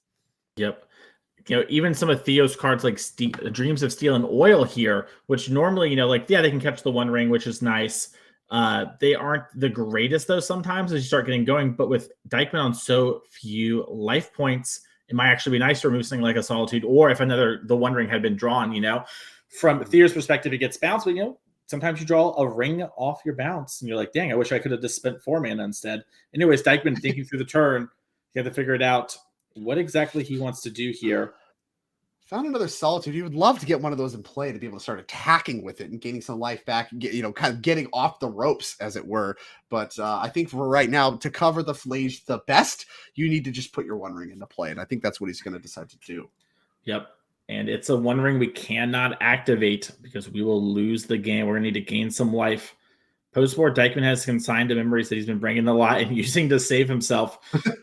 Yeah, he uses those just more on his own One Ring triggers than anything else. Now, obviously, Cosmic Rebirth is a way to gain life. You have Solitudes that have life. Like, you have ways to gain life in this deck, but none of that's really set up to go right now. Dykman, please put the card that's face down with the other ones and just have the one Solitude It's a open. trap. It's a trap card. Yeah. I'm so curious as to what it could be. What are we doing? Pick up your card. Also, we're getting close to hand size limit. That's just going to complicate everything. Okay, I think what's happening now is Dykman moves to discard, so Theo can't fetch Surveil, is sort of what's happening here. Once you agree to go to discard, you can't take any actions. That includes fetching. And the One Ring, that's an action you can take immediately. 1, 2, 3, 2 lands, I think an Ocelot Pride. Well, you can cast spells, so that's a start. Better than last turn. A lot of cards in hand. I mean, obviously, you just play a bunch of bozos and hope that eventually it works. I mean, Dykman's at 1, so I think the way you start is Goblin Bombardment. That's just the card you lead on every time, because then removal spells are bad, and also it's just the card that wins you the game. And you can't use any discard spells, so maybe you want to wait a turn, but I don't know that that's a good idea. How many more times is Steven Dykman going to have to tap out? I don't know. Not many. Yeah. And there's also open information on the bombardment. Now, Theo might be thinking, maybe I don't want to walk into Force Negation. Remember, this is open deck list. And I'm sure players have talked about Dykman's deck. We talked about before, Theo played against his teammate Andrew Ellenbogen while Dom and Dykman are playing. It wouldn't surprise me if they maybe said, what do you do in that matchup? Is there anything you really care about? And maybe chit-chat a little bit about that and came with some plans. Getting the guy who slows down 2 means that if the bombardment hits, it's now lethal. It shoots you. So the Solitude would have to come down before that if there wasn't an answer to the bombardment. Right. And now we do know there are forces for this bombardment.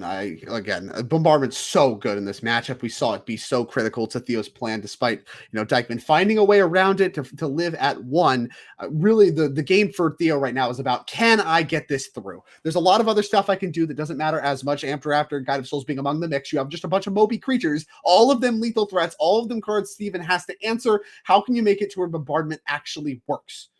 And so choosing to wait, I think, makes some sense. Obviously, again, every threat's lethal, and you couldn't go for it now necessarily anyway. So make Steven continue to answer the board and really just try to punch through this bombardment. But that's kind of what this game is about, even though there's a lot of other stuff going on. Theo using his energy token for when he won our event with Nadu, went undefeated through the Swiss, did not lose a game. Now going to play the Goblin Bombardment that's face up for both players. Theo's like, do you have it? I can beat 1 Solitude by having 2 creatures in play. I couldn't beat the Force. You see a little smile there. He's like, all right, that was good. And now Dykman's figuring out exactly what he wants to get rid of. Couldn't quite see exactly what card to get rid of there, but Ocelot Prize the follow-up from Theo. That's going to gain a life, gain an energy. We're going to go to the end of turn. The City's Blessing isn't something you can ever lose, so Theo having it earlier means he has it now. Means we're going to get extra cat tokens, extra life. You see Dykman rub his hands together. He's feeling pretty good about things, but can he go the distance?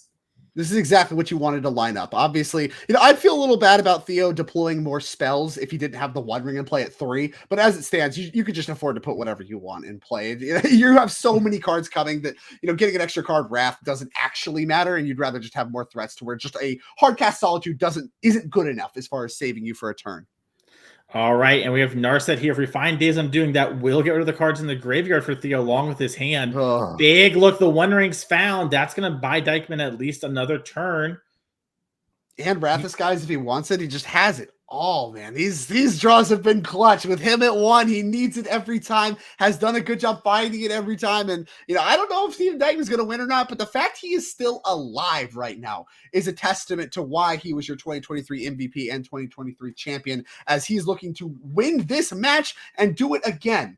Now, of course, he has to get through 3 with someone who had a very dominant run through the tournament he wanted to get here and this tournament. So much on the line here. And Dykman, I mean, again, living at 1 here is just incredible. A lot of players would have lost this game a long time ago. Yep. Theo knows Drew about the card in hand. Speaks to casting another One Ring if you're willing to do that. Nothing Theo can really do in that regard. It's going to hit with the protection. And this is juicy, right? Because it means your wrath gets even juicier. I mean, what is Theo going to do with his turn? Is he going to put Flames in play? Probably not. Is he going to deploy more random stuff just to not have to move to discards with the One Ring? Probably. And so your wrath just gets more things. Yeah, now, and it's still a problem. Yeah, Flage is a problem in the long term, and we just drew another one. And we can also fight over these planeswalkers here for Theo. So we might be able to pick apart these things, which are causing some minor headaches, you know. Theo wishes that, you know, like, hey, if I had a card like Lightning Bolt, not on my deck list today, but could be a thing where I want to fight there. Can't do that with Teferi and play to bolt you when you're kind of keeping me under the ring protection. Theo's going to size it up. He has 6 energy already from the Guide of Souls. Has a 1 ring activation as well if he wants it for 4 new cards. I mean, this is where I think if Theo doesn't have the One Ring, Dykman wins easily. But that's the true of a lot of games of Modern right now. If somebody didn't have the One Ring, I would win easily. Yeah, of course. That's of course true because the One Ring is just so good at what it does. Narset's still in play. No card draws there. Theo activated a little bit of a misstep had there. Answers to it and didn't cast them first. Oh, yeah, no. I think Theo, I think he got a little in his head there, planned out his whole turn, but started on the wrong Planeswalker. I think he was thinking, I'll get the Narset, draw cards, then kill the Teferi, but said, I'll kill the Teferi, and Dykman let it resolve. Not the end of the world. It's something that Theo can come back from, but it's definitely going to matter. As we are going to tackle everything here, I'm curious if Theo will grow this Ocelot Pride with the Guide of Souls, giving a little bit more life. Yeah, I mean, one of the problems that Theo is actually going to start to have is this One Ring is going to start really chunking away at his life. As you know, he looks really the first major expression I've seen. Theo been very calm, cool, collected as he's cut through this tournament. There, really the first mistake, and maybe it'll be good enough. I don't know how much it's actually going to matter. A lot of Flages in the leftovers for Theo, and those are really the big question mark for Dykman. How do you cover these Flages? You're running out of One Rings in your deck, and with the Planeswalkers answered, you're not untapping with a bunch of stuff either. Yeah, I was curious if Theo was going to use the Static Prison to go after the One Ring to play around Teferi bouncing the One Ring again. Looks like he's just going to let this happen. You can tell he's a little frazzled, but he did do a good job of recovering there. Theo knows he has the rest of his life to hate himself for that misplay, but only has today to win this play. The rest of his life, huh? Greg Sasser, do not tell me you have not remembered the mistakes you made. Oh yeah, I got one in the chamber that's tough. I got one that's real tough. Just who hasn't? A classic case of what are you doing? And in this case, I think, like I said, I don't even know that necessarily it's a game losing mistake like many of these, lifetime remembered mistakes, the ones that keep you up at night. For Theo, it is. Theo he doesn't make mistakes. That's the thing. Everybody makes mistakes. True. As we are going to see a Lord revealed channel to go find an island, just making a land drop here. There might be a spot where Dykman has to activate the One Ring to try and find an actual answer long term. Because remember, he has an answer for the board, but not the Flavian Graveyard. And Dykman knows too.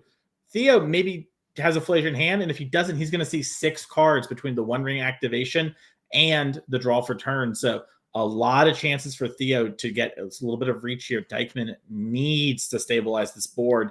And this is, why this deck is so good. Dykman built his deck to beat the Mardu/Boros energy deck. Mm-hmm. And it still is presenting all these problems. So revealed. I mean, again, we're just digging. And it's like, I mean, he's done a good job weathering, right? Like, you needed to do all the things he's done to stay alive. And he has a wrath. Like, he has answers to what's on board now. But again, the problems are just compounded. There's multiple Flages you need to check. The One Ring is still in play at a high number for Theo. There's so much that you need to slog through. And Theo's the one that's drawing a bunch of cards. Well, sometimes. He's the one that's normally. And the One Ring, number 4 was found. Remember, we got one. And Rebirth for another one. What? Right, there's a go to the bottom of the deck. Right. That one has to go to the bottom, so he has it for later. But he has all the options. Is still the point. Yes. Wow. Yeah, all the options in the world. We get that card redraw there. Remember, Theo does have a second Goblin Bombardment in the deck. So if we find that, we're going to force a force negation here from Steven Dykman if he's going to keep it under locked. Now, we know that Dykman is going to go for this ring because if you're drawing a card, you're playing the ring. Otherwise, you might lose your trigger. Who knows? And you see Theo smirk there a little bit. He's like, all right, ring on ring. and it's going to be a passing of the turn. Theo's going to lose 4 life due to that bird encounters. Heavy is the head that wears the crown. Also, I don't think Theo's actually drawn a second ring. So in other types of matchups, Theo would be in like weird trouble. Anyways, yeah. Draw for turn, and I doubt we're going to see Theo activate the One Ring in response to this Narset ever again in his life, let alone this game.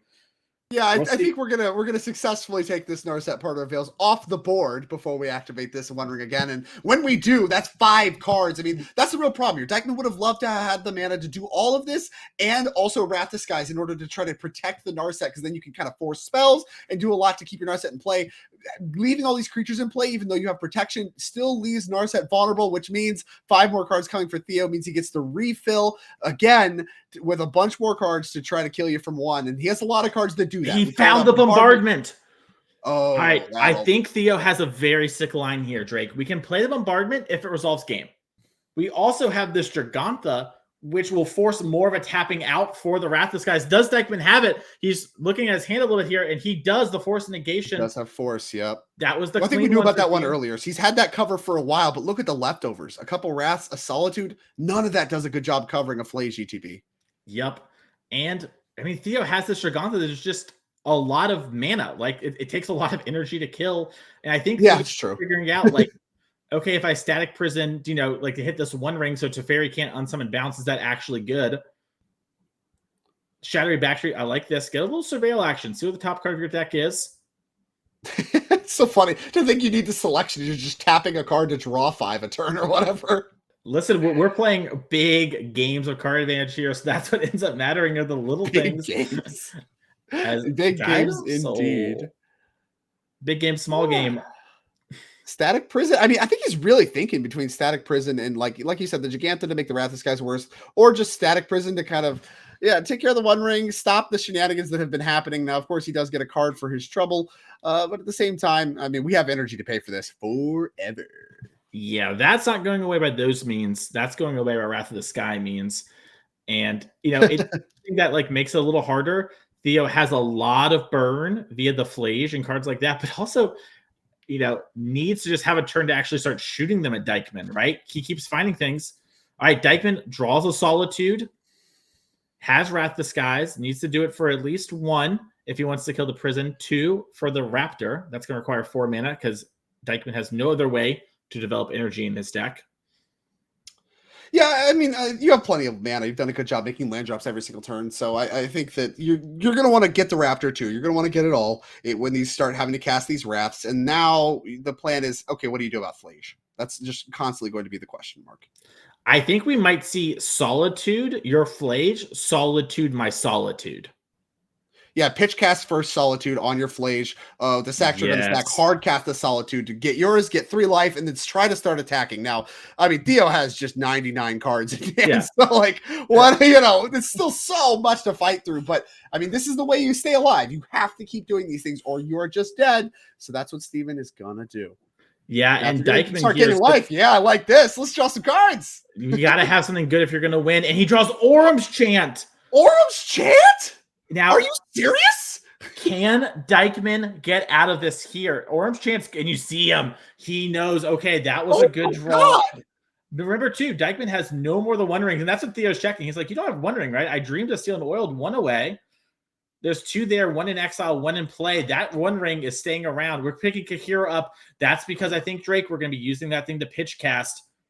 Yeah, we need the white cards. And now Orum's Chant, obviously no spells, no attacks. Now, can we start just trying to kill Theo with his own 1 ring? I think we could try.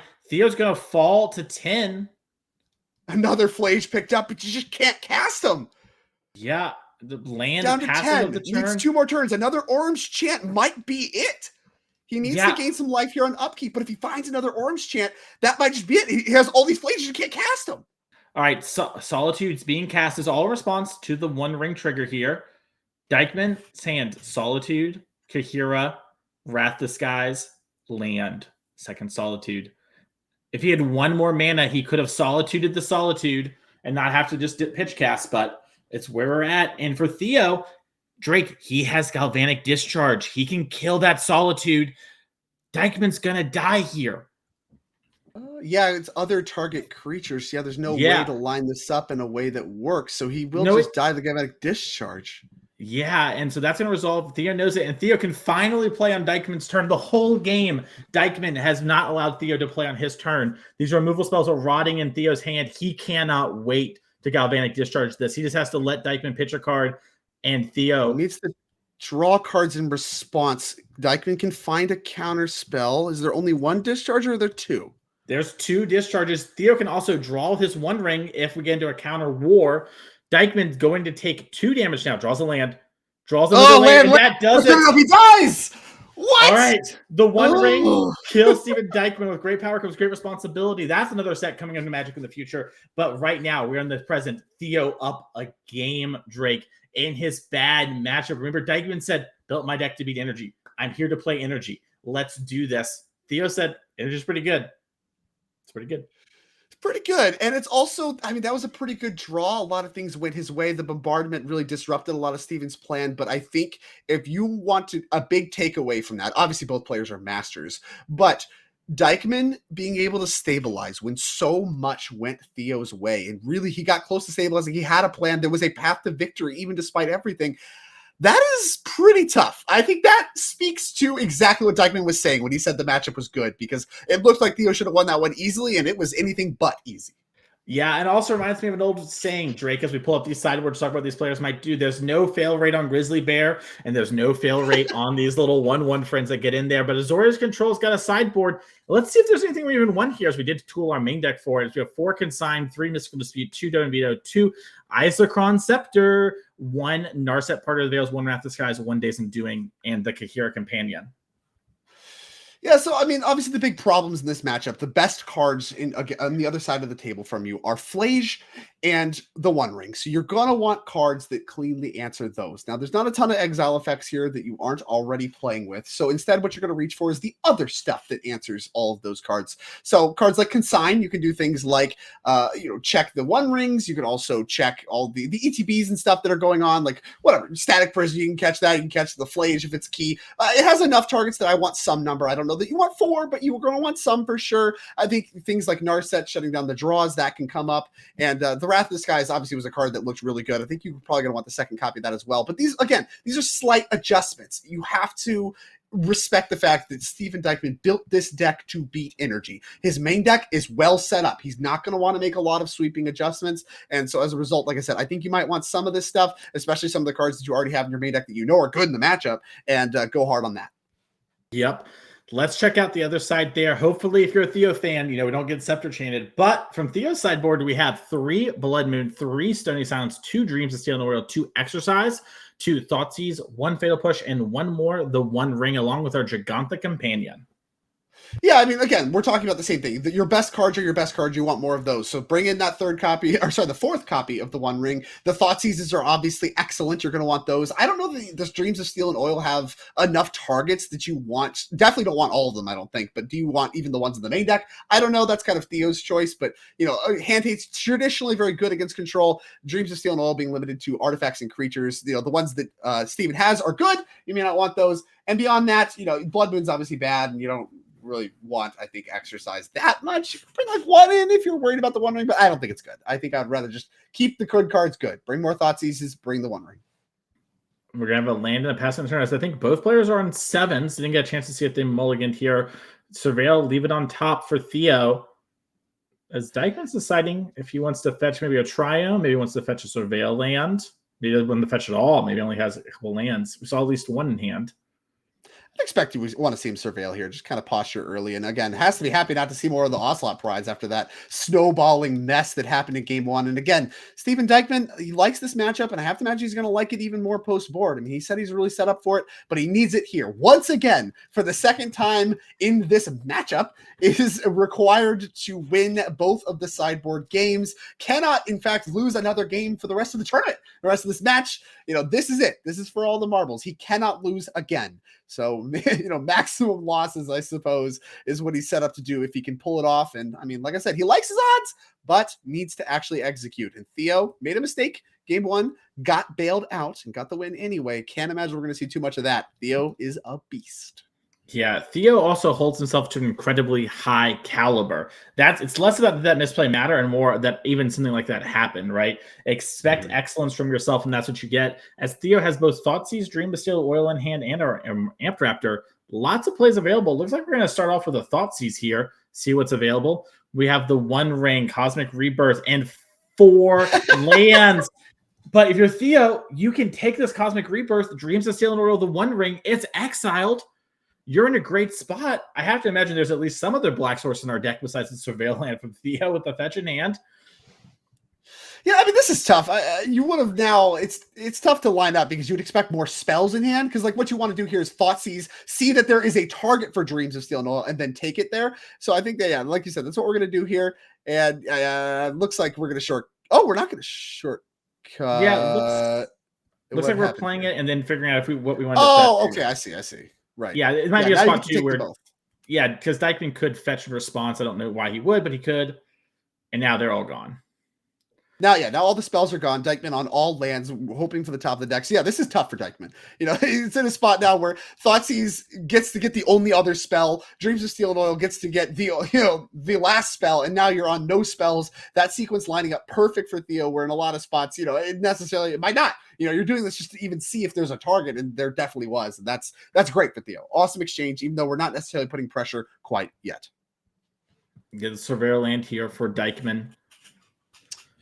A great one if you're looking for spells. You get a little bit of selection. That's exactly what the doctor ordered. I mean, speaking obviously to the strength of the Surveil lands and playing off-color ones for your Prismatic Ending and for just a little bit extra value. Prismatic Ending. Been a spell, huh? Yeah, I like this from Dykman. Even though he doesn't want to flag at lands, we got to find the right kind of spells right now, right? We're in a bad spot. One spot removal spell isn't going to answer it. We're going to play this Plains. We have the Cycle to Triumph 2 available to us. So that's kind of a nice spot there for Dykman as we pass over to Theo. Draws another Static Prison, plays his land for turn. Going to develop the Goblin Bombardment here while he knows that there's less chance of having counter magic. Also awkward too, right? I mean, Steven just binned a Prismatic Ending. Well, that would have lined up nicely against the Bombardment. So like now we don't have access to that. But like you said, we need to find the right spells. And I don't know if Theo necessarily has. We've seen this posturing from the Energy deck before, though, where they kind of can take this mid-rangey game where the first thing they deploy is Bombardment, and then everything after that's good. So it's a very big pivot from game one. Again, remember, Theo's all about these decks that can take multiple paths, these pivots. He's all about those, identifying those and executing on them. He does a great job at that. And that's what's happening this game. The hand hate into Bombardment, and now all your creatures in the future are good. These prisons have no targets right now, though. It's kind of the awkwardness of leaving Steve with no spells. But as Johnny, I think that's going to be a good one. Yeah, I was going to say we have a Johnny and Amped Raptor. Two very powerful cards. A Johnny going to come down. All right, do we want it now? Do we wait?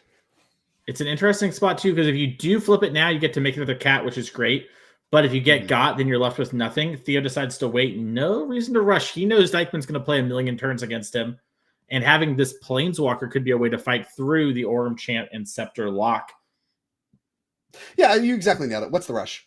And I think we're going to see a lot of patience here from Theo. Like I said, in taking a posture where he feels comfortable with the grind, especially with Bombardment still in play. You can take that action at any time. And of course, you're going to be set up well for the 1-for-1 exchanges or even 2-for-1 exchanges with things like Wrath that Steven wants to make. You're set up well for those with Bombardment still in play. So, taking this patient posturing, I like a lot. And Steven, knowing that Theo is taking a patient posturing, has time to do some surveilling, cycling, and all these things that he's doing to try to find spells. Yeah, and you see Steven thinking about it here. And he knows his deck has the capability to beat energy. He's done it before. He built his deck to do it. But the energy deck is able to attack from so many different ways. And it's never truly a dog unless you're just playing, incredibly fast combo. But even then, cards like Thoughtseize give them a chance. Mm-hmm. Yeah, a lot of discard spells, full 8 represented in Theo's deck total. Not sure if he has all of them in this matchup, but yeah, I mean, having access to that heavy discard spell is just a big deal as far as beating combo in Modern. Now here, there also has some double value against control. Discard spell is quite good there for clearing the way for your spells, and a good spell available in hand for Theo in the form of Flage and actually Ant Raptor. Both those spells quite good in this matchup. Yeah, Theo, taking a second here to think about, do I want to play my Amp Raptor first, maybe hit something nice? Do I want to attack? What happens if there's a Solitude? Just fully thinking through the turn here. Picked up a Sacred Foundry for the turn. That'll be nice as the game develops. Maybe even allow for a double spell pretty soon. And that might be the reason to reach for just like kind of a mopey Flage. You can get a little bit of damage going. I mean, you're not getting value. We saw Flage like kind of represent the ability to clear planeswalkers and stuff. But yeah, I think that's the thought here is he wants to deploy Antrapper. I think that's a better card to play now. Obviously you want to get attacking with it and all these things. But with only no extra energy and the potential to double spell later, it's appealing to wait as well. Does decide he needs to do it now. Hits another Ajani, and this is massive. He's going to cast this. That's going to create another cat. Legend Rule will kill the Ajani, which will flip our other Ajani Drake. And now we have more cats. Yeah, I guess it does. If you get to flip the other Ajani right away, and that is appealing. And now, because we have red permanents, we're going to tick up and be able to start shooting Dykman's face. And we're able to play around Solitude all through that. You see Theo sit up there. He was kind of posturing before, kind of like, okay, I'm in it for the long haul. He doesn't feel that anymore. He's coming in, make another 2/1 cat, hit Dykman in the face for 4. Now the question is, are we going to attack with our other cat token? Yeah, that's kind of what I'm curious about is why did we do this pre-combat? I would have liked, I think, to attack first, maybe. Maybe that's just blowing you out to like what could be a face-up hard cast Solitude. I think that's the line there from Theo was going to play on it. Yeah. Okay, that makes sense. I mean, either way, we still have a big attack force. The extra points of damage are unlikely to matter. Now, Dykman has a lot of these, your favorite, the face-down trap cards there on his side of the battlefield, and going to take a look at those and decide if any of them have any text. Only one land that we knew about left over, so he's done a good job hitting his land drops. It's time. You need to start doing things about what's on the board, or could be facing down lethal as soon as next turn.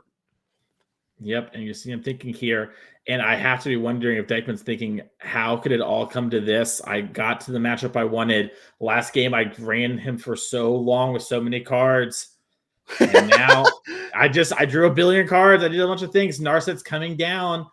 Remember, Theo, not as worried about Orim's Chant as we have been in the past because our Johnny will just keep on ticking up, keep on shooting. And yeah, Orb's Chant looks worse than it has before. I mean, obviously having your attack split between this enchantment that represents your creatures being good against removal, as well as a planeswalker, is just a lot. That's a lot for any control deck to fight through. Now, obviously, cards like Wrath of the Skies do a good job answering multiple problems at once, but obviously, if Steven had one of those, I think he'd be casting. Yep. And there is one. Wrath of the Skies. All right. Counterspell to Fair, the other pickups. A lot of options now. We don't know what the 3 cards face down for Dykman are. He's been kind of drawing them and hiding them from us. But you know what? At least there's in 2 different piles. That's fine with me. My whole thing is you have a hand and then you have the piles. That's where I'm like, what's happening? Anyways, that's where you draw the line, huh? I do. Dykman doesn't have the mana to cast Wrath of the Skies. We left up our Hedge Maze. Now, I believe does have a land for turn.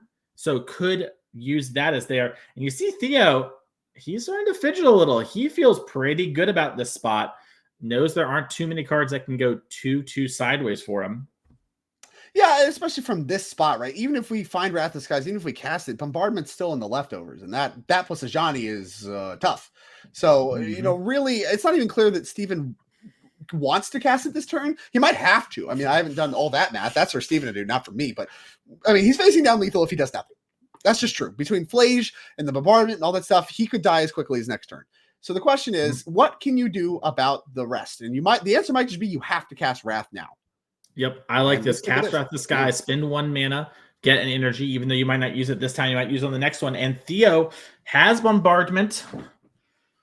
Wrath of the Skies hits that creature enchantment. So it does not actually do non-land permanent. So we get to keep the Ajani here. Kind of a little important thing to pick out as you're reading Wrath of the Skies there on the screen.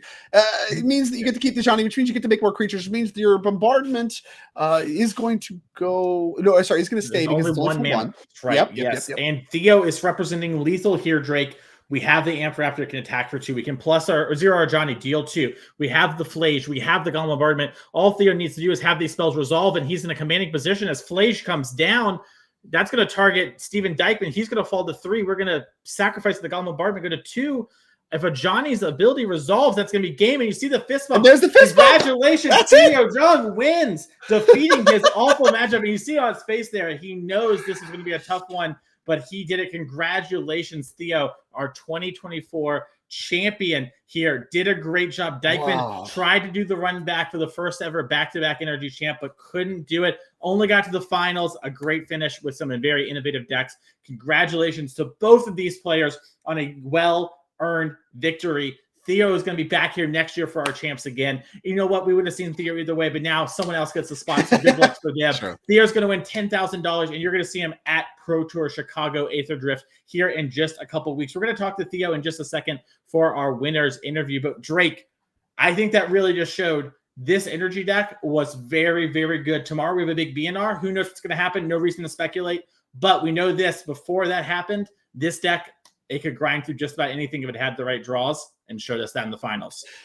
Yeah, kind of the de facto best deck, the deck that people pointed to in a lot of spots as being the best deck. I think there was some kind of questions with the Belcher deck and the Brood Scale deck. I mean, a lot of players, there was 7 Brood Scales in this field of 24. A lot less energy. People were very bearish on the whole energy deck strategy. And I think Theo, again, we talked about it a little bit in the broadcast over the course of the matches, but he's always done a good job of identifying when it's correct to play the best deck and when it's correct to, you at least have the leverage. Maybe not correct, but you at least have the space, the room to play what you want to play instead. He did that with his Jund Sacrifice deck, and he's rewarded. He's the champion for it. And I mean, yeah, it was supposed to be a bad matchup. Nice. 2-0'd you. See you later. Speaking of bad matchup, I don't know if this man has any. Let's head down to Theo Jung. Theo, congratulations, my friend, on winning this event. How does it feel? You got Dom's, you took his birthday prizes from him? Oh my goodness, with the balloon. Theo, can you hear us? All this shouting from Mason. I don't know if Theo hears us. Theo only hears other victors, and so me and Drake in the commentator with Theo. Theo, can you hear us? Theo, can you hear us? Theo! He's too powerful. He's too powerful. He wins too much that he cannot hear us. Yep. Theo, buddy, are you there? Looks like we maybe the answer might be no. I think the answer is no. I think we got a little tech check going on. I think that's what's happening here. I think it's a little awkward. I think I got to figure out how to vamp long enough for Norm to fix it. So I'm going to keep talking like this. But I'll tell you what I'm going to talk about is Theo's ability to win a lot of matches. We'll message the coverage team, and we'll get back to that. All right. So, poor Theo, updating his friends. And you know what? He needs time. He needs time to answer all the DMs, answer all the messages. And, honestly, an incredible run. I can't say enough good things about Theo. And enough good things about Steven Dykman. Honestly, I'm pretty, I'm sad for him. He lost. He said he did a lot. He did a lot, even with the tournament structure to set himself up for success. But, not being able to just continue to ride the championship into the next championship, I'm excited to see Steven get back in the streets, battle again, battle his way back into the championship. So tough loss for him. Obviously, this moment's about Theo and celebrating Theo, but I'm excited to see Dykman again later. Can you hear us now? I can, yeah. There we go. We're so back. Congratulations, Theo. How are you feeling after just winning champs in what was kind of a crazy finals? Yeah, I'm feeling great. I feel like I got away with murder. Things kind of got away from me at the end there. But, I've been playing Magic all day. Mistakes are bound to happen. And yeah.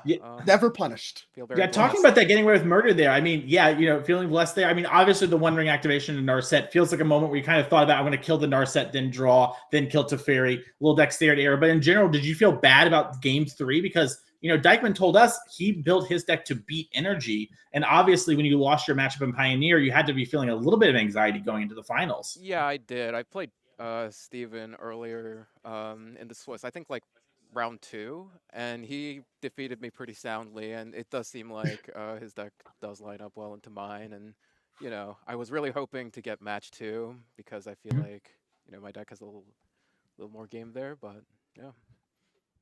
Incredible. And a little bit of a storyline too. You tested with some of the other players, as many do, for this event. And my understanding is your team, the testing team you worked with, had incredible results. All 3 of you featured in the top 4. Talk to me a little bit about that and the preparation, how successful it was. Yeah. We obviously did pretty great. 3 of our 5 members of the testing team ended up in the top 4. Yeah, it was really great to have awesome practice partners, and I think we did a good job tuning the decks that we played. I did go a little rogue. I played 3 decks, and my teammates played none of the same decks, so I wasn't able to convince anyone, but scoreboard. Scoreboard indeed. Yeah, so I mean, talk to me a little bit there. You just mentioned you went totally different from your teammates. What made you want to, very quickly play the 3 decks that you did? Yeah, so I can start with standard.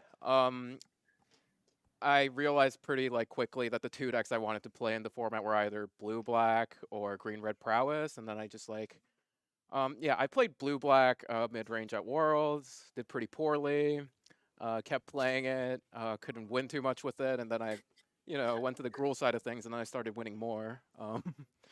Yeah, so Good it reason to was switch. definitely like a comfort pick for me, and I think the deck's awesome. For Innkeeper's Talent, it's been great. If you play Gruul, that's like the reason to play Gruul. And I really wanted to play 4 of that card in a field I expected to be very heavy in Dimir. Makes Well, sense. there we go. We got it up Yeah. on screen for And those of you at home. yeah, and I can talk about Pioneer. Mhm. I mean Rakdos Sack, I always play this deck. Yeah, that's what I was saying. I felt like it was a comfort pick. I feel like I see you always register Mayhem Devil, and you Yeah. always are winning with Mayhem Devil. Yeah, so I really love the deck. I love decks that just make a lot of game objects or a little like tricksy and yeah. Um, but if it's absolutely horrendous, I won't play it. But I think it's like decent enough currently that I decided to just lean on familiarity there. 3 formats. It's a lot to prep for. Getting one like choice out of the way is brings some ease of mind. And yeah, for modern, I played Energy. Um, yeah, that's where I started. That's I think like there's like a consensus that it's the best deck, and although Brood Scale, which was like our team deck, seemed like pretty good to me. I don't know. It's just like I vibed with the play style of Energy more, and yeah, again, like had very good results with it, and found no reason to deviate. So yeah, Incredible. that's how I arrived at my 3 decks. Makes sense to me. And like I said, in my opinion, I think all these decks were great choices. Did a great job at threading the needle between playing the best decks and playing what you're comfortable with. And obviously, to the victor go the spoils. Yeah. So sick. Well, now that you've won, you're the victor. To the victor goes the spoils. You have a pro tour invite. You have an invite to the championship. Talk to me a little bit about what next year's going to look like. We're going to see you. Are we going to see you at the event still, despite you winning winning this championship and already qualified? Well, I did buy the NRG season pass for the first half of the year, so That's what I was getting at. Yeah, I'm a little financially motivated to go to all of these events. So you'll Sweet. definitely see me at a lot of them. Yeah, I was gonna say I don't know if I've ever seen you really lose at the NRGs. Right? You won the Nadu tournament undefeated, and then you had 2 losses this weekend. It seems like you're financially motivated to play Magic, Theo. Yeah. Yeah, this game's been great to me this year. Very blessed to have the results that I did, and this is a very great capstone to what has been amazing year in Magic. So, yeah. Well, awesome. Do you want to give any shouts to your friends, family, testing partners, etc. here? The floor is yours. It's all about you, King. You won. Yeah, so obviously I'd like to shout out my testing group, Max, Dom, Andrew, and Connor for being like great opponents and giving me feedback on my plans. Yeah, and there were some other people I consulted as well, especially Andre Kleipach for Rakdos Sacrifice. He's played a lot of the deck. He played it in the mock showcase event like last week, and he had a lot of like great thoughts to share with me about the deck. So shout out to him. Yeah, and I think that's about it. That covers it all. Awesome. A lot of awesome people there in that list to work but with. Obviously, like, there's a lot of people in Magic that helped me get better. I worked with Team CFB for the PTs and Worlds this year, and, it has been a great experience, and I've learned a ton, and yeah. Great. Awesome. Well, congratulations. Yes, thank you so much, Theo. It was great to see you this last year to really dominate Magic like you talked about here. Had a great run. We can't wait to see what you do in 2025 and see you back here next year. But now go have fun, man. Celebrate with your friends. We'll see you next year on the series. We're going to wrap things up here and say goodbye to Twitch chat and everybody else because wow, what a show we had today, Drake. Incredible. Yeah, it's so sick. A pleasure. It couldn't ask for a better winner. I mean, someone that's truly humble, truly talented, and even better for all of you at home and for us in the booth. We're going to be seeing more of him next year as well. Now, of course, that alludes to what's going on here. That's the end. That's the end of this year on the NRG series. What a year we have had. And of course, couldn't have done it without you all at home on Twitch. If you're going to be wanting to see any of those events that we have going on for next year, make sure you hit that follow button here. And of course, this whole thing wouldn't be possible without our sponsors, Ultimate Guard, especially for sponsoring this series and all the great products they make. And then, of course, everything they do to support this stream. It's been, like I said, a great year, a great championship series. Can't ask for a better winner. Worlds, PTs, and now the NRG champion. Congratulations to Theo Jung. And I think that's all we have here for you. It has been amazing commentating this last year events with you, Drake, Doomwake, Will Hall, so many other people on the NRG series. It's been amazing. I want to give a shout out to NRG and Norm for supporting paper competitive Magic. It is definitely something that is a passion project. And if you want to support, you can follow us here on Twitch and check out the store as well. It is something that we all love, and we're glad we can bring it to you. Like Drake mentioned there, Ultimate Guard as well, helping us bring this to you all. We can't wait to see you in 2025. It is my pleasure to bring you all Paper Magic. It's my favorite thing in the world. I'm glad I got to share it with you, Drake. I'm glad I got to share it with Twitch chat. We'll see you all next year for 2025.